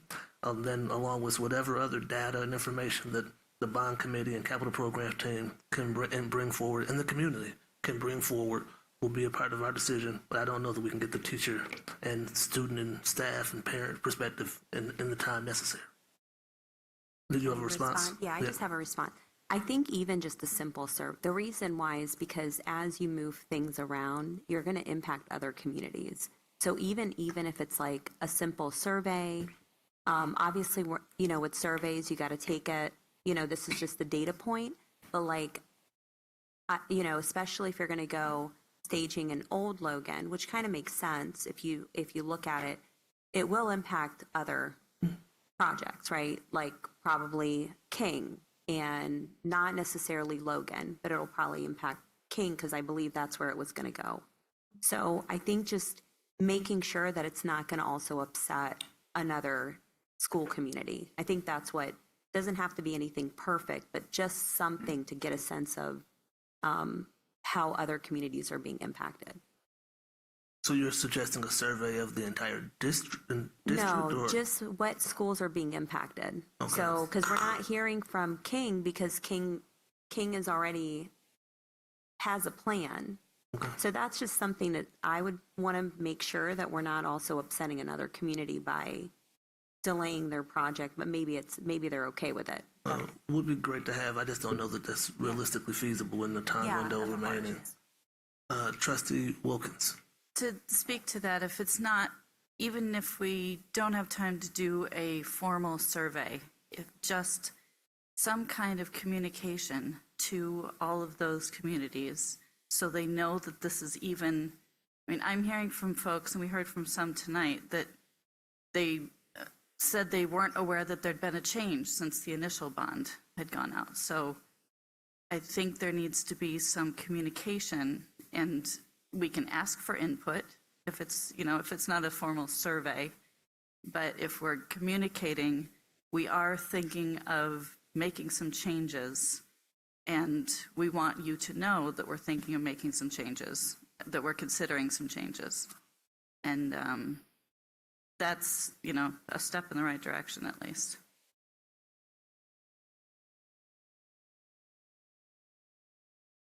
I did hear what you said. Thank you so much for that. I wrote down most of it, so thank you. Do you have a response to that? Not to that. Okay, if you don't mind. I would just like to add that my questions were asked of the bond team and, you know, brought forth to the bond committee as well. But I think the challenge here is, again, based on the timeline and the fact that we haven't taken action. If we have, even if we host a meeting next week, right, and the capital projects team doesn't have direction tonight, they're not going to have enough time to react. So, Trustee Baskin? Trustee, trust me, March 1 is not the deadline. March 1 is not the deadline. March 1 is not the deadline. March 1st was and I do presented not know, I December do 18th. not know, sir, your questions that were asked of the bond team. I was not aware of even of that meeting, so I have no summary of that. If I do have some responses to the survey and teacher feedback, I will wait my turn. 1 second, please. To your question you just asked, that March 1st date was brought up in our December 18th meeting. Okay. And the capital programs team said that that is about the time when they would start to, I believe, issue proposals and bids and things of that nature. And that's when the date came. So that date is, so it's not hard and fast March 1st. It is in the month of March. Okay. So it's not a hard and fast March 1st date. And you had a question. Okay. Well, I just wanted to say that I, too, am not in favor of staging at New Logan. I had a chance to talk to the capital projects team about possibly staging at Old Logan. There are apparently some reasons why that wouldn't be feasible. So we are asking questions. I just want the public to know that we are asking questions. But I also, I'm wondering, I have a question regarding a bond advisory committee. I know that a committee existed at one point, and I believe that this is a major piece of the puzzle that's missing. Again, the bond advisory committee, I know the pandemic played a role in it falling apart. The bond advisory committee should be meeting with the bond committee and district leaders on a regular basis throughout the process, and I believe that just to work with communicating with the district and the public. And so I think that that's a major piece of the puzzle that's missing, and from what I understand, we are working on putting that together. But I just believe that just having that bond advisory committee is an effort to create sort of a liaison. So, and yeah, I would be happy to help work with the bond committee on that. I'm now on the bond committee. We're all on the bond committee. So we're all going to be working extremely hard. Yes. So again, you know, like Trustee Wilkerson was saying, you know, we want to take pressure off of the current bond committee, because really this is something that we all should be playing a part in. Right. And this is a collective issue that we all need to help resolve. Thank you, Trustee Wilkes. Trustee Basket? It is so important that everybody feels comfortable in making a decision, whatever your decision may be. I am fully prepared that there won't be a 7-0 support. Fully prepared. We didn't do it with Skyline, and yet we have a beautiful Skyline. Okay? So I just want to be clear with that. Again, welcome your thoughts and your comments. And again, whatever you can put in writing, it's easier for me to give forth to the superintendent so that I'm not misinterpreting what you are asking. And it will also, I believe, help clarify what you're asking in your own head, because there is a lot, okay? Just want to be clear about that. The thought that our teachers are afraid, the vice president of the union teaches at Thurston. Ms. Bell has never been afraid to bring any issue to the board or any trustee. So I find that very questionable. No survey is simple. No survey is simple. We must make the time to do this right. And so again, working with the team, March 1 was not the deadline, because we want to make sure everybody's comfortable in making a decision, whatever your decision may be. Again, we are a new board. It's important that we trust one another, to hear one another out. That's why I welcome the change to a committee of the whole. So please, please send what you need to know, and we will work, the committee, now the committee of the whole, with Ms. Parks, will work to make sure that these questions that are viable, that can be addressed, will be addressed. That just reminded me of another question I have. Yes. Perfect. Keep them coming. A trustee suggested I go back and watch the December 18th meeting, and I did that. And I asked a question at that meeting about building new Logan in the footprint of old Logan. Yep. And I was told that the building, due to all of the new requirements, would still move into the nature center area. It will move, I think that's north. New Logan or New Thurston? New Thurston. My apologies, New Thurston. And they told me it would still move north into the nature center area. I want to understand what was meant by that. I believe the response was, we haven't done it, we haven't looked at that yet, but we think it would still creep into the same area that the design that the team came up with would put the building in that area. The team will be ready, sir. I want to. Point of order. Point of order, sir. Thank you, sir. I want to get some clarity on what that means exactly. Appreciate that. What will be north? What will be in that space? And understand the challenge that we have is, Yes. what are the boundaries Yes. of this nature center? Yes. And I No went and one has- walked it, so I have an idea as to what we're looking at now. But nobody, to my knowledge, has come forth with what are the legal boundaries Yes. of this nature center. So the demand that we don't build near or on the nature center is impossible to address. So, but we will, definitely, the team is ready to address your question. We have discussed it. Thank you. I acknowledge it's going to be near. The building now is near. The question is, how close are we getting? And so that's what I want to understand. Where exactly are we talking, and what's going where? And there are That's the thing. questions about the liability of the pond. Yes. Not my major concern. Understand but that. Some trustees that might be their major concern. Understand that, but just want to be clear. If there are if people are fearful of the liability in the future, Yes. we have current liabilities that we have to address as well. Fair enough. Other questions, trustees, about this? Trustee Muhammad? So also, I know I brought this up at the December 18th meeting. So I know we have time, and it seems like we're going to have a study session where we can ask, the questions. And I know I still have to send my questions to you, Trustee Basket, which I will.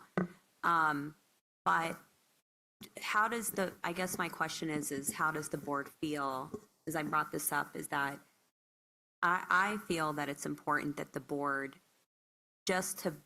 after we get all the information, after we get the alternative plans, that we do decide as a board to either move forward or not. And I know there's no specific timeline. It seems like it's around March we don't want to delay it so much, but we want to get, so do we want to move forward so that once we have all the information for us to decide as a board to move forward or not, based on a vote? Isn't that what we're doing now? I think we're moving in that direction. That's I mean, that's something that I would recommend Right. again, is that once we get all the information that we actually as a board decide. Right. I mean, if there's a motion today, then we'll do something today. No. If there's not, then my thought would be we'd have the study session. And then if there's a motion that comes after that, then we'll address it at that point. I guess my question, and maybe the Superintendent Parks or to Ms. Basket, is would the February 26th meeting be too late if we decide we want to take a vote, pause, change anything? No. No. Okay. We're not going to incur more financial debt penalty by No. waiting till Again, the under- team is committed, sir, to make sure that the board is comfortable in getting their questions answered. Okay. So again, we did not throw out that date that you just threw out, because. Well, we have a board to meeting that confirm day. it. Yes, but we didn't, well, So we're that would be the working. that'd be the next chance we would have to vote. That's the next regular meeting. So we But wouldn't no, have- no, I'm sorry. So, we can't so vote we for were going, no, we were planning, remember, we were going to have the first meeting, which we'd like to have Right. before having the study session. So the study session will, again, thank you. Go ahead, trustee. No, maybe hearing it from you is No. clear. So the idea was to try to bring everybody on board to understand the entire bond project. So the context of where Thurston sits in that. So the first meeting that we would be discussing would be about the entire project. And then the study session would focus in on Thurston and all of our questions, because that's the one that's immediate and right before us. And so no vote is required at that. That's the information gathering. Yes, And I study would hope sessions, no, you don't. all the trustees will have an open mind based on what we have learned at the study session. So no, the 26th is not too late. Okay, and guess what I was saying is, if we don't do a vote today, though, our next opportunity to vote would be at our next regular meeting, which is on the 26th. And so that's what I was suggesting. Sorry. If we decide to If vote. you decide to vote. But again, the study session and then there's the regular meeting, correct? I saw Trustee Wilkerson and then Trustee Muhammad. Yeah, quick clarity, Ms. Parks, do we have an update on the date that the bonds will actually be issued in March? No, we are still waiting. Okay. Yeah. Thank you. Trustee Muhammad? So just to clarify, are we having the study session on the 26th and then so we're going to have it before? That's So the plan. hopefully next, I mean, Wednesday or whatever day works with the team. Because we really don't have that many. Not at all. I mean, we have next week and then we have the 26th. Right. So the plan is Okay. to, as soon as possible. So then the regular meeting would happen on the 26th, and I would recommend if we're going to, for my recommendation, if we're going to do a vote, it should happen like after we digest what happened in the study session. Okay.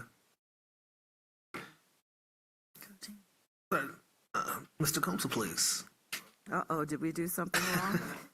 Just, I want to remind the board that study sessions are just what they are.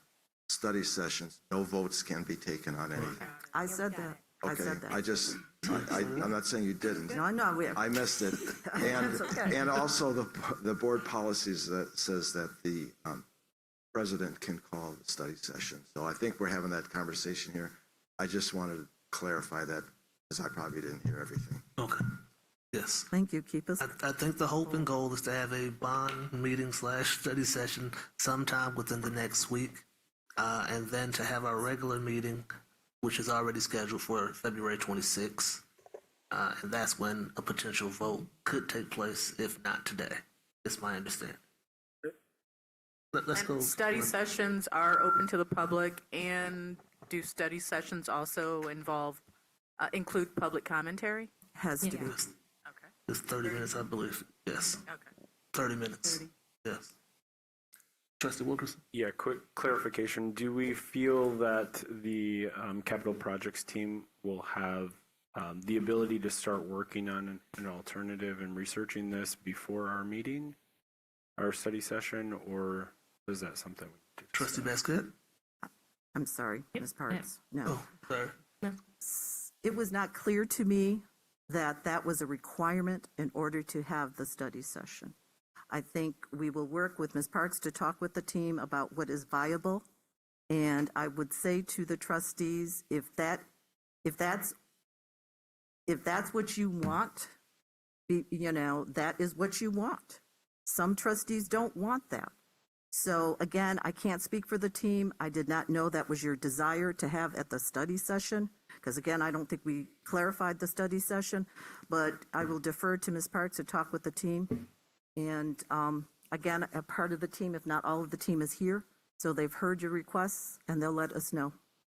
Yeah, we'll work as quickly as possible to get as much of the trustees' requests together for the study session, knowing that a significant amount of what's been requested has already been produced and developed. So I don't think it would be too problematic, but we'll work as quickly as we can and get as much as we can. Okay. Are there other questions, trustees? Are there any motions? Okay. Then seeing none, I believe that brings us down to number 5A, Board President announcement of committee assignments and board designated groups. Do I just kind of go through it, Ms. Osinski? Okay.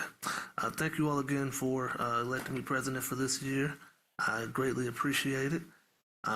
Looking forward to trying to move the board in a positive direction. And so I think we've put together a good list of officers and chairs and committee members. So for the bond committee, obviously, as Ms. Basquette already shared, I have asked her to chair the bond committee, and I have asked if we could make that a committee of the whole. And so that is what we will be doing, assuming it passes. What governance, Ms. Basquette? Let's go through governance first. Well, no, there will be the committee of the whole. What I'm recommending is the governance review the guidelines, and of course, legal is always going to be asked to make sure we keep it in proper form. Thank you so much. So that would require, sir, a meeting, as you know, as soon as possible. As soon as possible. Next, we're down to the Equity and Inclusion Committee. I have asked Trustee Muhammad to chair the Equity and Inclusion Committee, and I have asked Trustee Wilkins and Trustee Wilkes to serve, and my understanding is they have all accepted. As for the Executive Committee, that is the Board President. Well, let me do the others first, I suppose. Finance Committee is elected by board treasurer, and so the treasurer of the board is the chair, and so that is Trustee Wilkerson. And then we have Trustee Schmidt, our past chair, and I believe we're adding Trustee Wilkes, at least on a temporary basis, to help fill out that committee. We're giving them nicknames. I don't care what we call them. You know. So thank you all for your willingness to serve. The Governance Committee is chaired by the Board President, so I chair that committee. I have asked Trustee Basquette and Trustee Wilkerson to aid on that committee. They were the two trustees, well, Trustee Wilkerson by his survey results, and I believe Trustee Basquette, based on her 22 years of experience, I've asked her to help me guide us in that direction. For the Performance Committee, I have asked Trustee Schmidt to chair that committee, and to have Trustee Wilkes and Trustee Muhammad on that committee. Trustee Schmidt obviously has a great passion for literacy, and I know she has a fire to try to make a difference in our test scores and closing some achievement gap. So I'm thankful that she's going to help with that. Finally, for the Planning Committee, I have asked Trustee Wilkerson to chair that committee, and I have asked Trustee Wilkins and Trustee Basquette to serve on that, and I believe they have all agreed. And do I go through the administrative committees, Ms. Olszewski? Okay. All right. For the City School Committee, this was a popular committee. Everybody wanted to be on City School. Too bad, no one did anything with it. Everybody wanted to be on City School. Good. And I know that the city's looking forward to having that reboot. I've had some city council people reach out to me, so they're looking forward to seeing that move forward. So Trustee Basquette and Trustee Wilkinson, I put them on that committee. On the Environmental Sustainability Advisory Committee, I asked Trustee Wilkes and Trustee Wilkins to serve. For the MASB, Legislative Relations Committee, there were a few people who wanted this one as well. I asked Trustee Wilkes if she would serve in that role. For the Recreational Advisory Commission, I sat on that last year. I am in the process of finding someone to serve on that committee. So just to clarify, I was okay with serving on that committee. Okay, all right. Yeah. Well, thank you. So Trustee Muhammad. There was a miscommunication, but yeah, I can serve on that. Trustee Muhammad will serve on that. I appreciate you, taking that role.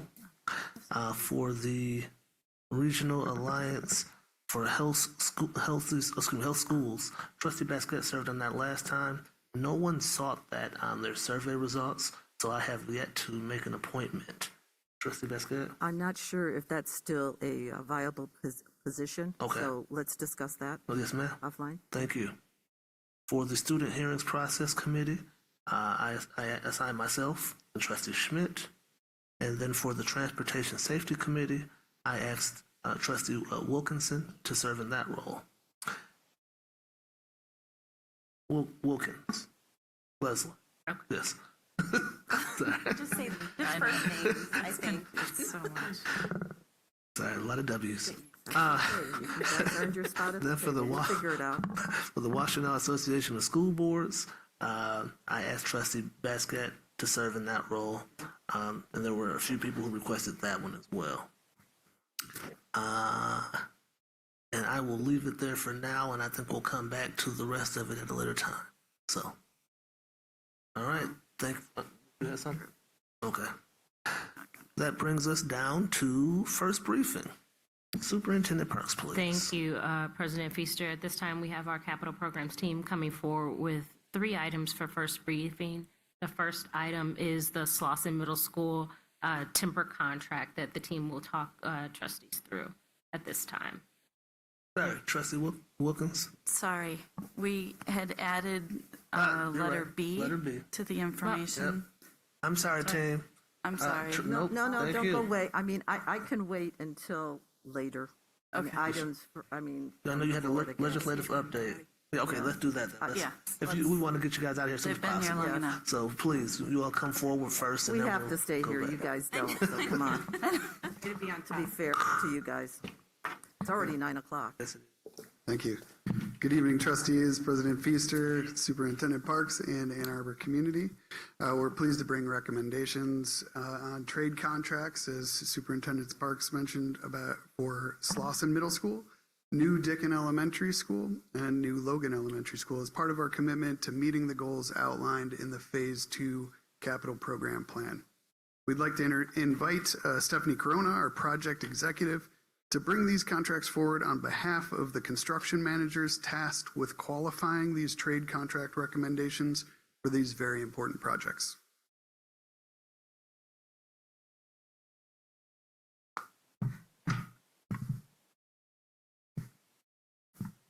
Thank you. Excuse me. Thank you. Before we do that, there was a request in the last bond committee to provide some renderings of the projects because not everybody might have seen them in the fall when they were presented. So we wanted to make sure that you had an opportunity to see them again. And there might be a couple new ones that are in there also. So I'm going to let Kevin speak to them. Good evening, trustees. My understanding is that these renderings are useful in providing some context to the trade contracts that we're going to bring. These aren't in any particular order. Slauson Middle School is first. This is a major modernization project involving renovations, significant renovations to this building, some demolition of some additions that were put on in the 50s, and the construction of a gym on the foundations of the pool. This is the front entry.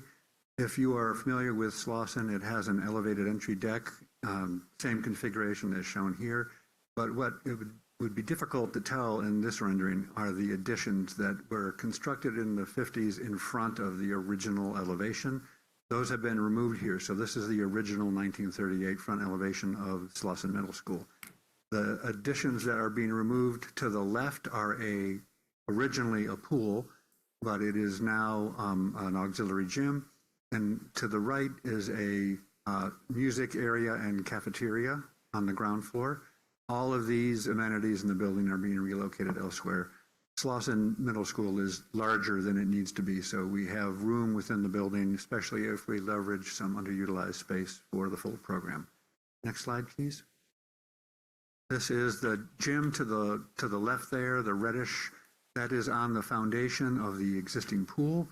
But it'll now be a gym that is essentially the size that a middle school gym needs to be. The original gym at Slauson is significantly undersized. To the right of the gym, there's also a little bit of red area. That's a new entry, a lower entry.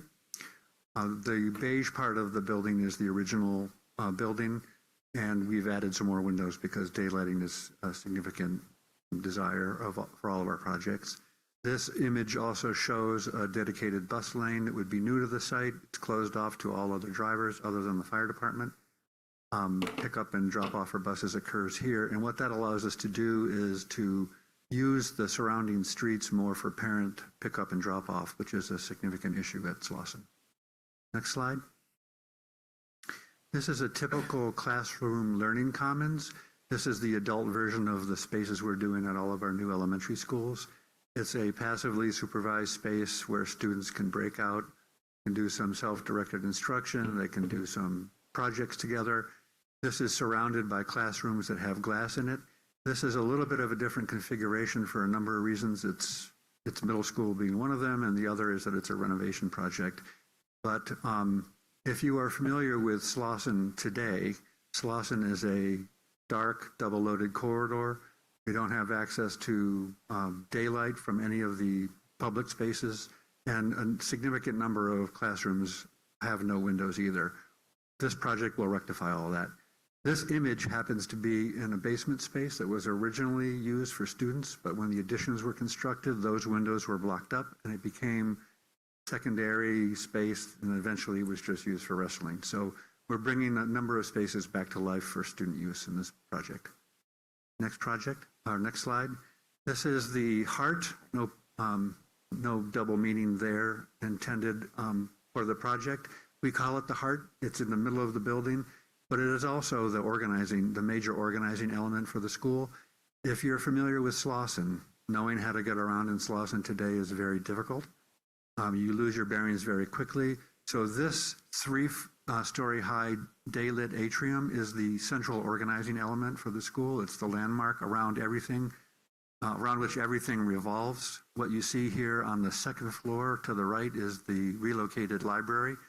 The library today occupies the second floor of this void. So it'll be moving to an area with windows in it for the first time. It's windowless currently. The ground floor of this is an extension of the cafeteria. Cafeteria is below the library to the right there. So certain events, the doors would open and students can eat out here if they need to, but after school events can occur here too. You see some soft furnishings shown there. This is just an initial thought of how we could utilize spaces like this in our schools.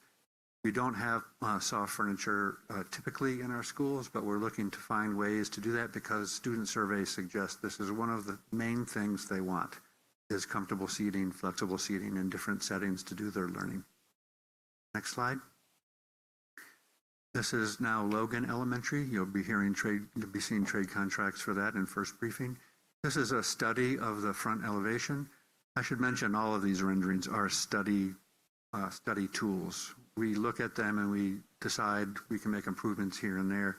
We have not tasked our architects with producing final renderings. Typically that's done for fundraising purposes, et cetera. So all of these are used to make studies from, and they are all likely to be tweaked, since they were done to the construction documents that were bid. Having said that, what the architects were studying here was volume and color, and this front entrance is absent of some of the plantings that are going to occur there. One of the issues we have with our renderings is if we put all the trees in that are intended to be there, then it's hard to see what there is to see and make decisions about design changes. So having said that, that's the Logan front entry. Next slide. This is a typical coat room, also known as a mud room. Typical for our elementary schools. We're looking to bring student cubbies out of the classrooms, for backpacks and boots, et cetera, into a learning commons space, similar to the space we showed you for Slauson earlier. So this is adjoining a multi-use space that is surrounded by classrooms. In some of our schools, there are 2 of these for a set of 4 classrooms. Sometimes there's 1. You see they're supervisable because the lockers are low and they're daylit. Next slide. This is another new element in our buildings. It's called a gathering stair. This is the connecting element in the learning wing that connects the first floor and the second floor. Typically, grades 3 through 5 are upstairs, and preschool, kindergarten, young 5s through grade 1 on the main floor. This is leveraged as a gathering space. It can accommodate 2 full grade levels, so that would be 8 classes. It's set up with technology, so we can do some presentations here. And it's a wonderfully daylit space. Similar to what we showed you for Slauson, it is the organizing element in the learning wing for, in this case, Logan. But this sort of element exists in all of the schools we're doing now. Next slide. Typical gymnasium, we find our gyms are a little bit underwhelming. They tend to be windowless and small. They were constructed 70 years ago. So what we're doing with our gyms is making them as large as they need to be, in this case, large enough for 2 full gym classes to occur. What's not shown here is a gym divider that would allow that to occur. And then we're looking for more indoor-outdoor connections, so a PE teacher can just pop out the doors. If the weather's nice, kids can run around outside. Next image. This is a typical Logan classroom. So what we're exploring here is the use of acoustic solutions. This looks like an average classroom with furniture that we have in it today. We will be augmenting the furniture we have with new furniture, and that's a whole design and selection process. The team was looking at color. We tend to use specific colors in specific houses or cohorts for identity. This one happened to be something that was more red. Next image. This is the front entry for Dickin Elementary. Dickin is a smaller school than Logan. It's a 2.5 section school, whereas Logan, Thurston, and many others are 4-section schools. You wouldn't know by this image, but it is about 2/3 the size of the other schools. What we're exploring here with the architects is a residential scale for this property. For this project, it's surrounded by residences. It's a little bit tighter than some of our other sites. And then the use of material. But this is the front entry. Where you're standing in this image is where the existing school is. Next slide. This is a typical classroom at Dickin. Similar to what we just showed you at Logan, the architects were exploring how best to handle acoustics. In this case, they were considering clouds, whereas we had baffles at Logan. Set up with color and technology and great daylighting, typically. Next slide, please. This is the heart at Dickin. It's the cafeteria and gathering stair combined. So in this case, we can clear the tables and we can use this entire area for a gathering. What you're seeing here is a connection between first floor and second floor, just like at Logan. Beyond the stair is the learning wing, so this is the connection between the learning wings. Next slide. That's it. Happy to answer any questions. The learning stairs thing, that must be a new thing, because I've seen that in some other schools also. Yeah, it is a new thing. What we're trying to do is create flexible spaces that can be used for many things, and also identity. Okay, interesting. I mean, it was cool with the school. I saw that, but it was just I had never seen it before. So, questions, trustees? Seeing none. So, trustees, I wanted you to see that so I could give you some context before we made our request. Our first request was for Slauson Middle School mass timber. So this is the structure of the building, and it has a very long lead item. So that's why we wanted to make sure that we brought that right away. The pool demolition is obviously has come through already, but this is so we can put it on top of the pool. So where the pool was. We did get multiple bids for this. This particular vendor is from Lapeer. Most of the vendors are actually from either outside the country or somewhere up in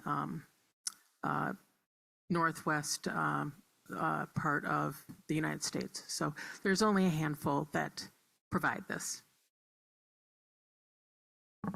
Questions, trustees? I think the obvious question is, you're building on... It's bond funds. Well, I always ask that one. but the other obvious question is, we're ordering timber to go on top of the pool, where the pool was. It'll go on it's a couple things.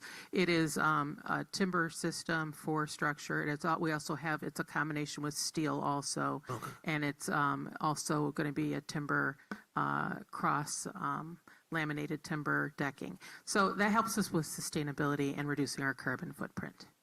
And I assume the plan is that the school will no longer have a pool. That's correct. None of the schools currently, middle schools currently have operational pools. Right. We shut them down last year. Yes. Okay. So I can just, you talked about this at the bond committee, and I had talked about the building across from the hospital, right? And how they're using this wood. It's a unique substance. It's strength that I've even heard that had something to do with it's slower in burning. I don't know. What can you tell us about it?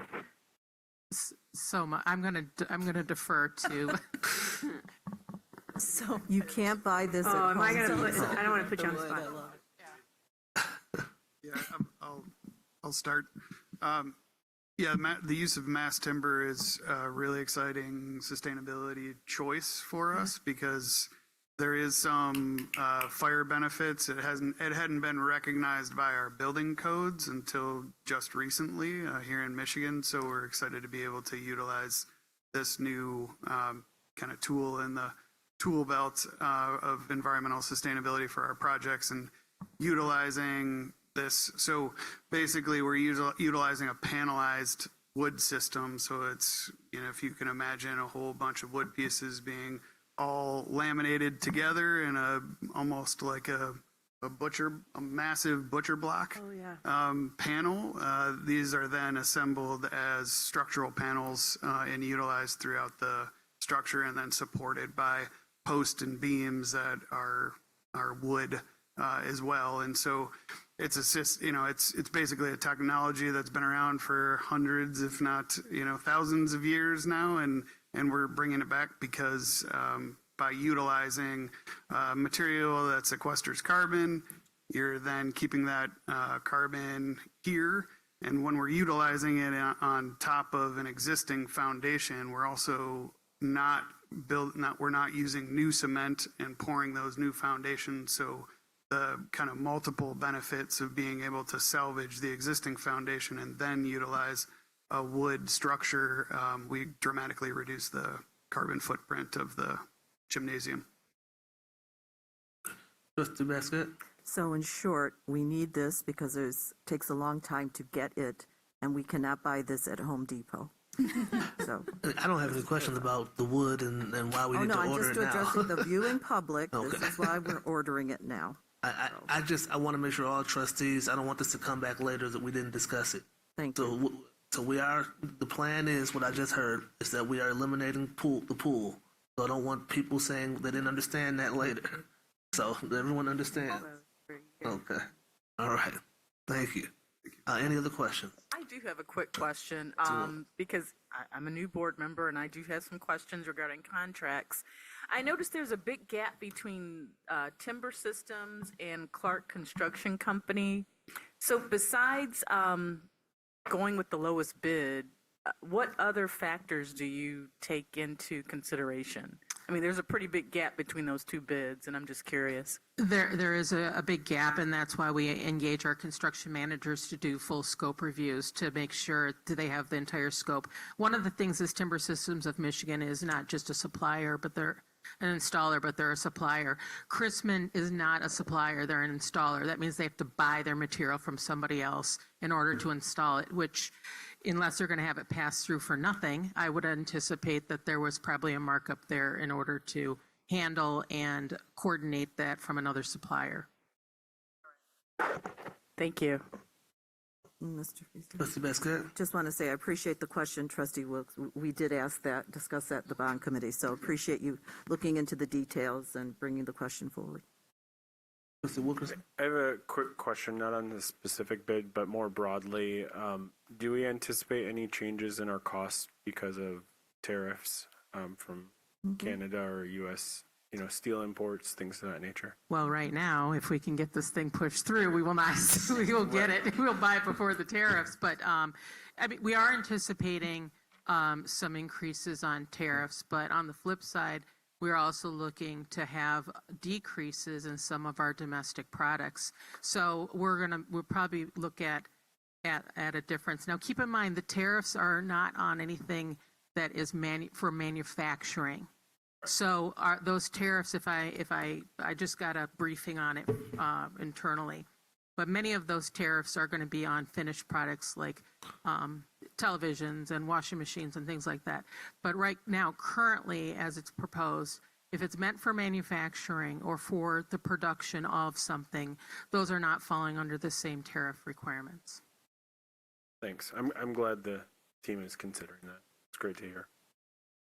Any other questions on the timber contract? Okay, thank you all. The next one is the new Logan Elementary School. And this one is, as you can tell, is a significant list of our recommendations for trade contractors. It's everything from earthwork, geothermal, our foundations. Basically, all of these trade contracts are everything other than finished products like painting and flooring. And I think as I have stated in the past, those are items that we typically will wait on a little bit.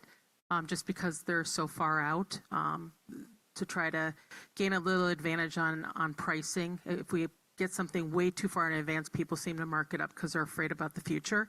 But everything that we are bringing forward here are the items that we're going to need here within the next year, so, or at least have ordered within the next year. One of them is these timber frame and CLT panels from Nordic Structures. They are from Montreal, Quebec. So as I noted before, there's actually, I believe, 2 in Canada, and the other 3 are here in the United States. So, any questions? Seeing none. That closes out? Okay. All right, and I believe that brings us down to second briefing then. Superintendent. Wait a minute, wait till we have Dick in. Oh, we skipped Dickon. All right. Well, we went from A to C. Yeah, no, we went from A to C, so we're back. So now we're. I do have one quick question. I was thinking it was on Dickon, but it's actually on New Logan. So I know we're going back to Midwest Geothermal because they're the only supplier. They are, yeah. Does that create issues with maintenance long term? Are they the only provider for maintenance as well? These systems, the maintenance of the systems don't occur in the actual geofield. Any maintenance is on the HVAC portion, so no, it does not. Okay, awesome. But should we ever have a problem, they are readily available, and they do have a 24-hour service that can come out and take care of issues. So. Okay, thanks. Bond dollars. Bond dollars. All right. Magic word. And that brings us to Dickon. Dickon Elementary is our last one that I'm bringing to the table, and these are the beginning of trade contracts. I believe I said it is part 1, and similar to Logan, these are the contracts we need to get out the door relatively quickly. Now, we are still vetting the rest of our trade contractors because those bids were due later than Logan, so we just received those, so they're just trying to get contracts to me in a priority order at this point. So, any questions? Seeing none. All right, thank you. So that brings us to second brief. I just comment. Trustee Wilkins. I just wanted to say the renderings really do help. Looking at all these numbers and stuff, and I'm sure a lot of work went into those. So, but it does paint a really nice picture of what we're actually approving here. So I appreciate the time that went into that. I actually have one other question as well. So these are portions of the projects, right? Do we have any type of, or do we receive information on the overall budget for the project and compare it back to the RFPs that we're approving? We do, yes. And by the way, all of these are coming in within the targeted budget. Part of the reason why I don't have final on anything is we are still vetting out contractors. And as you see on the backup, sometimes we cannot go with the low bidder.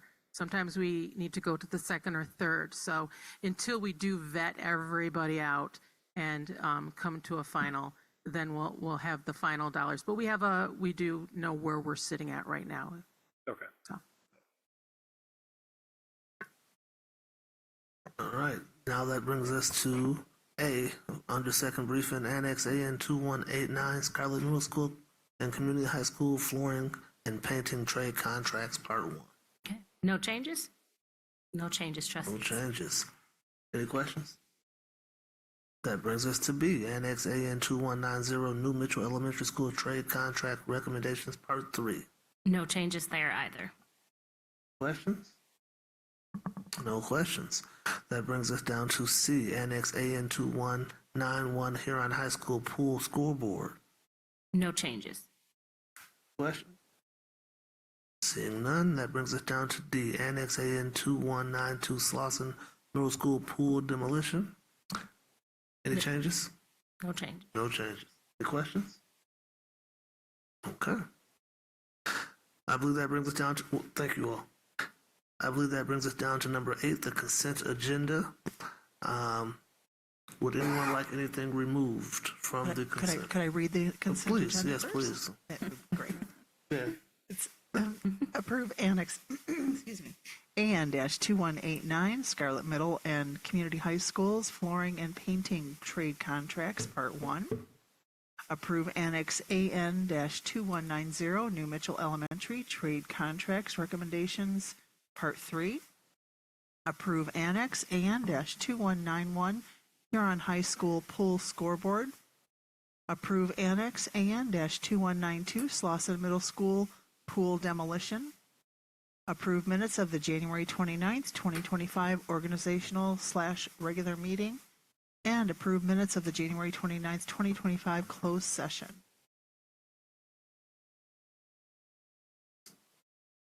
Thank you very much, Ms. Ozinski. Would anyone like anything removed from the consent agenda? Anyone like anything removed? Okay. Is there a motion to approve the consent agenda? So moved. Second? Moved by Trustee Schmidt. I heard 2 seconds, one by Wilkinson and one by Wilkes, I believe. Give it to Wilkerson. Schmidt. Wilkerson second? Yes. Consent. Any discussion? Seeing none, Ms. Ozinski, please. Trustee Muhammad. Yes. President Feaster. Yes. Trustee Wilkins. Yes. Trustee Wilkes. Yes. Trustee Basquette. Yes. Trustee Wilkerson. Yes. Trustee Schmidt. Yes. Motion carries. Thank you very much. And I believe that brings us down to number 9, board action. Under A, MASB Board of Directors election. It looks like, do I just kind of take this here? Or? Yes, I did refer trustees in the board update to the candidates that we're running. There are 3, Guillermo Lopez, Corey McLaughlin, Jack Tempsey, and the board is to decide who they would like to put forward, and then I would submit the ballot for them. Thank you, Ms. Ozinski. I saw Trustee Basquet's hand. Yes, thank you, President Feaster. I move that we support Guillermo Lopez to continue his service on the MASB Board of Directors. As the trustees can see, he's served a long time, not only in the Board of Directors, but in his home district. I had the pleasure of serving with Mr. Lopez when I was a member of the Board of Directors. He is heartfelt, he is committed, and I think it's important to keep the diversity, the little diversity that the MASB has on the board, as Mr. Lopez is of a Latino. Thank you. There's a motion? I was just going to add. Oh, you have something to add? Okay. And I already had sent a message of information message to my colleagues. As a Lansing teacher for many years, he was very involved with our community and of the highest integrity. So I would recommend him. So are you the second? I guess so, yeah. Sorry, you called me on that. So moved by Trustee Basquet, supported by Trustee Schmidt. I was so into what you were saying, I was listening. I sort of appreciate lost that, track of that. but our parliamentarians keeping us on task, and I just want to show that we are listening, we are trying. Is there any additional discussion? I guess I will say, given that the two of you know Mr. Lopez, I do not know any of the candidates. I will take the word of my fellow trustees, and I thank you all for giving us your input on who you think would be the best person serving this role. If there's no additional discussion, Ms. Ozinski, please. Trustee Muhammad. Yes. President Feaster. Yes. Trustee Wilkins. Yes. Trustee Wilkes. Yes. Trustee Basquette. Yes. Trustee Wilkerson. Yes. Trustee Schmidt. Yes. Motion carries. All right, that brings us down to B, approve AAEA paraeducator tentative agreement. Thank you, President Feaster. We have Ms. Langford coming forward with the AAEA Para Educators Tentative Agreement. All right, thank you. Good evening. Good evening. All right, so I am here this evening to present to you our last collective bargaining agreement, tentative agreement that we have. So for our para educators, which is our AAEAP group, we are recommending and have agreed with the union on a 1.5% salary increase retro to July of last year. Also step increases for the 25-26 school year. And then there are also a few longevity pieces included in that where we were increasing the longevity steps by 0.5%. So I am asking that you approve that contract and here to answer any questions. Very much. Any questions, trustees? Okay. Is there a motion then? No, I do have a question. Relative to surrounding districts or districts like ours, the pay that in this contract that they would receive, where do we stand? Comparable to surrounding districts, we're in good standing. We're comparable and compatible with other districts and our salary and benefits. Okay, thank you. Any additional questions? Is there a motion? I'll motion to approve. Moved by Trustee I'll second it. Wilkerson and supported by Trustee Wilk. Any additional discussion? Seeing none, Ms. Ozinski, please. That was Wilkerson and Wilkes. Yes. Moved in second. Thank you. Trustee Mohammed. Yes. President Feaster. Yes. Trustee Wilkins. Yes. Trustee Wilkes. Yes. Trustee Basket. Yes. Trustee Wilkerson. Yes. Trustee Schmidt. Yes. Motion carries. Thank you. And that brings us down to letter C, approve non-bargaining groups 139 agreement. Thank you. We have Ms. Langford here still to bring forward this particular item for agreement, rather, for the board's approval. Ms. Langford. So this 1.5% salary increase that we are recommending for all of our non-bargained employees. So these are employees who are outside unions. And it has just been a typical practice in the union and in the district, and Superintendent Parks has continued that practice where whatever the increase is for everyone else, that's normally attributed to the non-bargained as well. So we're asking for that recommendation. Thank you very much. Any questions, trustees? Could you just share who is included in this group? Yes. For folks who may not know. Yes. So our category 1 is the superintendent and assistant superintendents, pretty much. Category 3 are directors, some of our assistant directors, executive directors. And then category 9 are like our executive assistants. There are coordinators in that group as well. There's a total, I believe, of about 20 to maybe 30 people in total in that group. Okay, thank you. Thank you very much. Any additional questions? Any additional questions? Is there a motion? So move.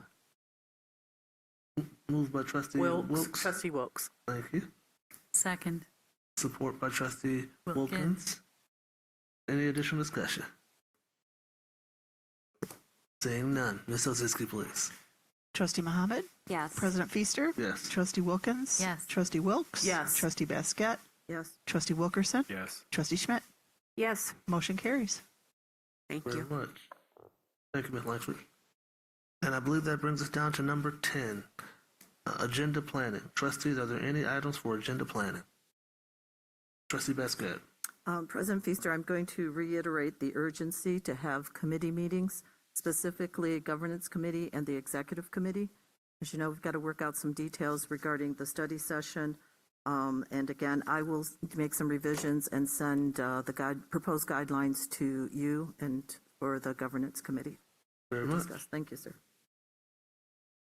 Anything else for agenda planning? Trustee Baskin again? I'm not quite sure where to add this, so I'm going to throw it out here and you tell me if it's correct. My suggestions for future meetings is that we return to adding student voice at each of our meetings. I think that's very important. We got away from that for various reasons. And I would like to add a legislative update, whether that comes from either myself or Trustee Wilkes or from our elected officials elsewhere. And that doesn't have to be at each meeting, but, periodically would be helpful, I think. So you're suggesting that we begin to add at meetings periodically legislative updates by inviting other elected officials? Possibly. Okay. Absolutely. And again, I know the executive committee will hash this out. Okay. Thank you. Anything else? Anything else? Okay. Seeing nothing, we'll move down to number 11. Items from the board. Trustees, are there any items from the board? May I go first since I got... Please.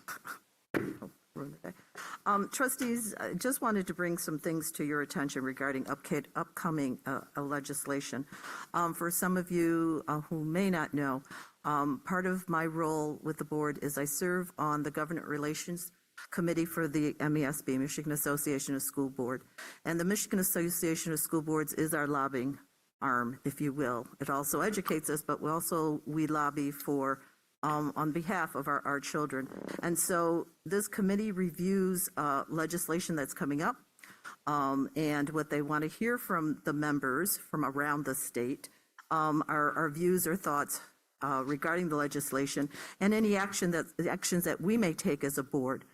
Since we are a new board, and I don't know a lot of you in terms of your views, I just wanted to bring these three items to your attention. Due to the time and the fear of weather, I won't ask for a full discussion, but again, maybe in the future meetings regarding legislative updates, we will talk about. But I think it's important for us to know, and if you have any feedback, I'd appreciate knowing before Friday on these particular three items, because the committee will be meeting Friday to make recommendations regarding positions that the MASB may take.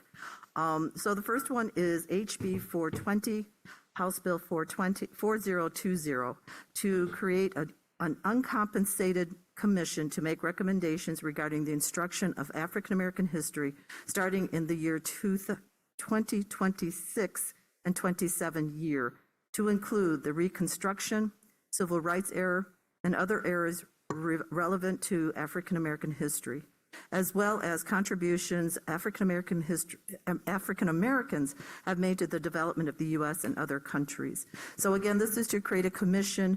The required instruction, should this bill be passed, will start in the year 2026, 27. That may impact us in terms of whatever staffing, resources that we may have to provide.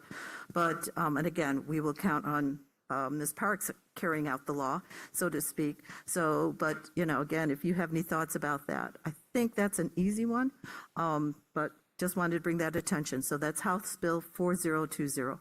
The second one is House Bill 4024, called the Student Restroom Privacy Act. It will require educational institutions like ours that when providing students, and to quote, when providing students with multiple occupancy restrooms, changing areas, and similar facilities, to do so in a manner that ensures each student's privacy from individuals of the opposite biological sex. It is unclear how it will affect our policies regarding the bathrooms. If you may remember, we in Ann Arbor were one of the first to offer bathrooms and supporting all of our students. And so, again, thoughts on that. Next one, which may be more problematic for our community, is House Bill 4031, called the Female Athletics Integrity of Records Fair Act. It will require awards, rankings, and records of outcomes in separate female and male sporting events to be categorized consistent with each competitor's biological sex. This, to me, it seems to be a part of a wave across the nation. Similar federal proposals generally prohibit school athletic programs from allowing individuals whose biological sex at birth was male to participate in programs that are for women or girls. The sponsor of this bill told reporters that if someone doesn't identify as either male or female and they break a school record, it will be recorded in a separate category. It would apply to sports like track, swimming, weightlifting, or any other sport that athletes compete in as an individual and not as a team. This sponsor goes on to say she hasn't found a way to apply to the same restriction to team sports yet without violating the Elliott Larson Civil Rights Act. So again, I'm not quite sure where the committee will be, whether they recommend a position for MESB. But again, I welcome any thoughts, discussions. Yes, Trustee. Sorry, Trustee Wilkins. So just to clarify, I want to make sure I understand how it works. So your position is kind of representing our views. We come to you with how we feel about this stuff as board members, and then you would represent that to the MASB gatherings. So when those things are discussed. I speak on not only on the behalf of our board, but our community at large. Yes. So yes, I mean, and again, I don't know you guys, how you all feel. We as a board do not have to take a position, and I think our current positions are our current policies. And as Superintendent said, we don't plan on changing anything yet. Okay, that is not even in our thought. I'm just bringing this to your attention as trustees and to the community, that there's someone out there who's putting this stuff forth and who knows where it will go. And our role as trustees, my role, is to say, go to the committee and say, number one, learn more. Can we change anything? In some cases, we have asked for modifications and gotten them. So again, in this case, your thoughts. Sometimes we don't have to take a position, and you can easily say, I don't care one way or the other, and I can report that. Again, knowing our community, I think our community will care. And I think it's important that you as trustees are aware that the MASB is working on taking a position because we care about our children, obviously. And so as a lobbying arm, they'll want some direction as to where to go. Does that help? Yep. I'm sorry. And what's your preferred way of us communicating that to you? My preferred way is a personal conversation. Okay. But again, I understand people are busy. So if at least give me an email, one way. Now, again, I'm reporting what we will discuss on Friday. And this is based on what we as an organization, the MASB, know of. There may be updates. Okay. And we've had legislators actually withdraw their proposals based on the feedback. So, sometimes people will say, well, I can live with this if we can change that. Okay. Or absolutely not. So whatever you want to share would be appreciated. All right. Thank you. So just for clarification, you would need our input by Friday? Well, it would be helpful to have it by Friday, and I apologize for the late notice, but it is the way our board has worked. We meet on Wednesdays and Fridays. And if you can't give it by Friday, what I can go back to, I will take what I have. And again, these things take time. Mm-hmm. So, I can come back to you, have a conversation saying, well, this is the movement. And you may have a different position, or we may hear from the community, people preferring how we would act, and so we may change along the way. But Friday would be helpful to give me an indication. But of course, I'll welcome your feedback anywhere along the line, because again, these things don't move quick. Well, they haven't moved quickly. Let me just say, as we know, the legislation will do what it wants when it wants. So, thank you. Thank you so much. Are there other? I had something real quick. In honor of Black History Month, the Actors Studio at Pathways from the Pathways to Success Academic Campus presented Street Songs and the Storyteller on Friday, February 7th. This outstanding performance was written by Cameron Graham, directed by Shane Collins, and assistant director Quinn Strassel and Cameron Graham. Music direction by Kyler Wilkins, who is somehow related to Leslie Wilkins, which is pretty awesome. There was a standing room only crowd at this event. Great to see so much support for the Pathways community. My family and I attended. Others were there, Trustee Basket and Superintendent Parks. Actually, and Trustee Wilkins was there. There were so many people there. But anyway, so again, kudos to the Actors Studio at Pathways. And I would also like to acknowledge NAPID. National African American Parent Involvement Day was on Monday, February 10th. I want to thank teachers Dawn Blair and Jeffrey Willets at Eberwood Elementary for inviting me to their NAPID event and luncheon. I also had a chance to visit Carpenter Elementary and spend a few minutes in Ms. L's second grade classroom during math. It was fun. I wanted to extend a thank you to Principal Michael Johnson, Dr. Tara Webster, and to Miss L. So lots of great things going on in our district. So it was great to be a part of that. Thank you so much, Trustee. Anything else? Yes, quickly, I attended the Dyslexia Summit, which was watch parties across the state. I was with our Director of Curriculum, Don Linden, our head of our MTSS program, Bill Harris. Yes, I got his name. And excellent. Michigan Department of Ed, they're moving forward with the legislation that was signed in October. And, this district is finding out about what dyslexia is. They're moving in the right direction with the science of reading. It's very exciting. So wanted to report that. The other thing I just wanted to mention, there have been a lot of emails and a lot of communication over the last weeks. And I have a statement I'd like to read because I'm troubled by some of the things that have come to my email box. As a parent and a teacher, I know the emotion that we all feel when it impacts our children. As an elected official, it's my responsibility to listen to the public concerns, many of which are heartfelt. They're filled with emotion for our students and our community. Emotion is one thing, but misinformation, hate, and bullying are another. And I feel like I need to speak out when I see that, and I tell my students that, and my own children who are grown. An email about regarding the Thurston Bond Project was circulating that aimed to spread misinformation and sow discord and distrust in our community. The author also suggested proof of unethical behavior by some board members, which I see as a false statement.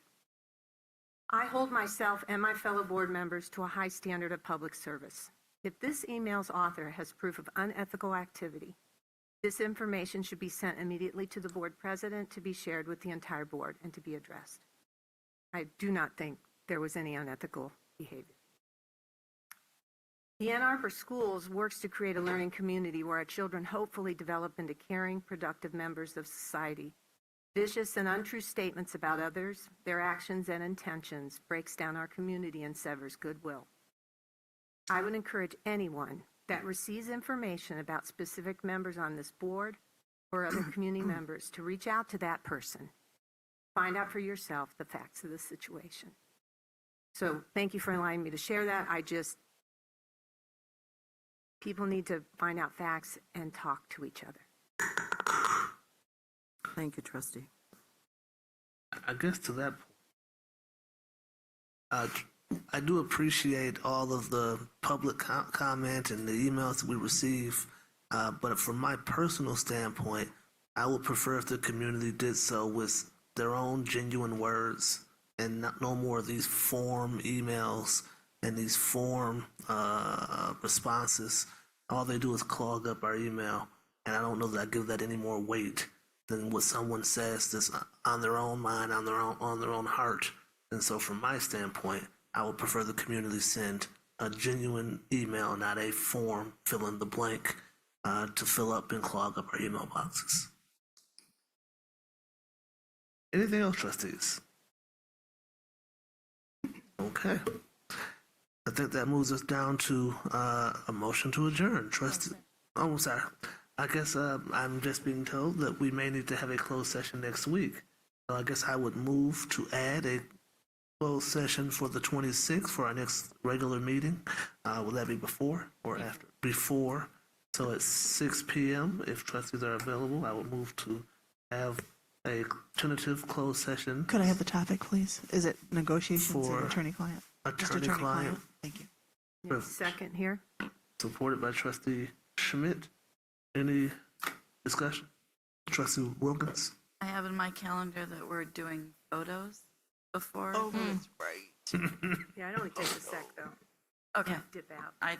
I don't know. Unless you're going to do. Well, some of us Well- may take more time than others. She's very quick. 4 or 5 She's very outfits? quick. Let's Right, plan. exactly. I'm giving you She's two. very quick. I'll have her set up by 5:30. Y'all can come in, and in between one meeting to the next, she'll get you in there. Yeah. This is my first didn't time with know that how too. long that I don't took. yeah, so I don't know. So okay. What date are we talking about? I'm sorry. This is the 26th, February 26th.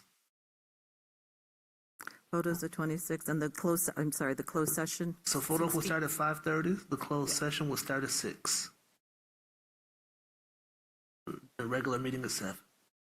Thank you, sir. It was moved by me, supported by Trustee Schmidt. Any additional discussion? It was moved by Schmidt. Yes, ma'am. Wilkins? Okay, thank you. Moved by me, supported by Schmidt. Oh, sorry. Yes. Any additional discussion?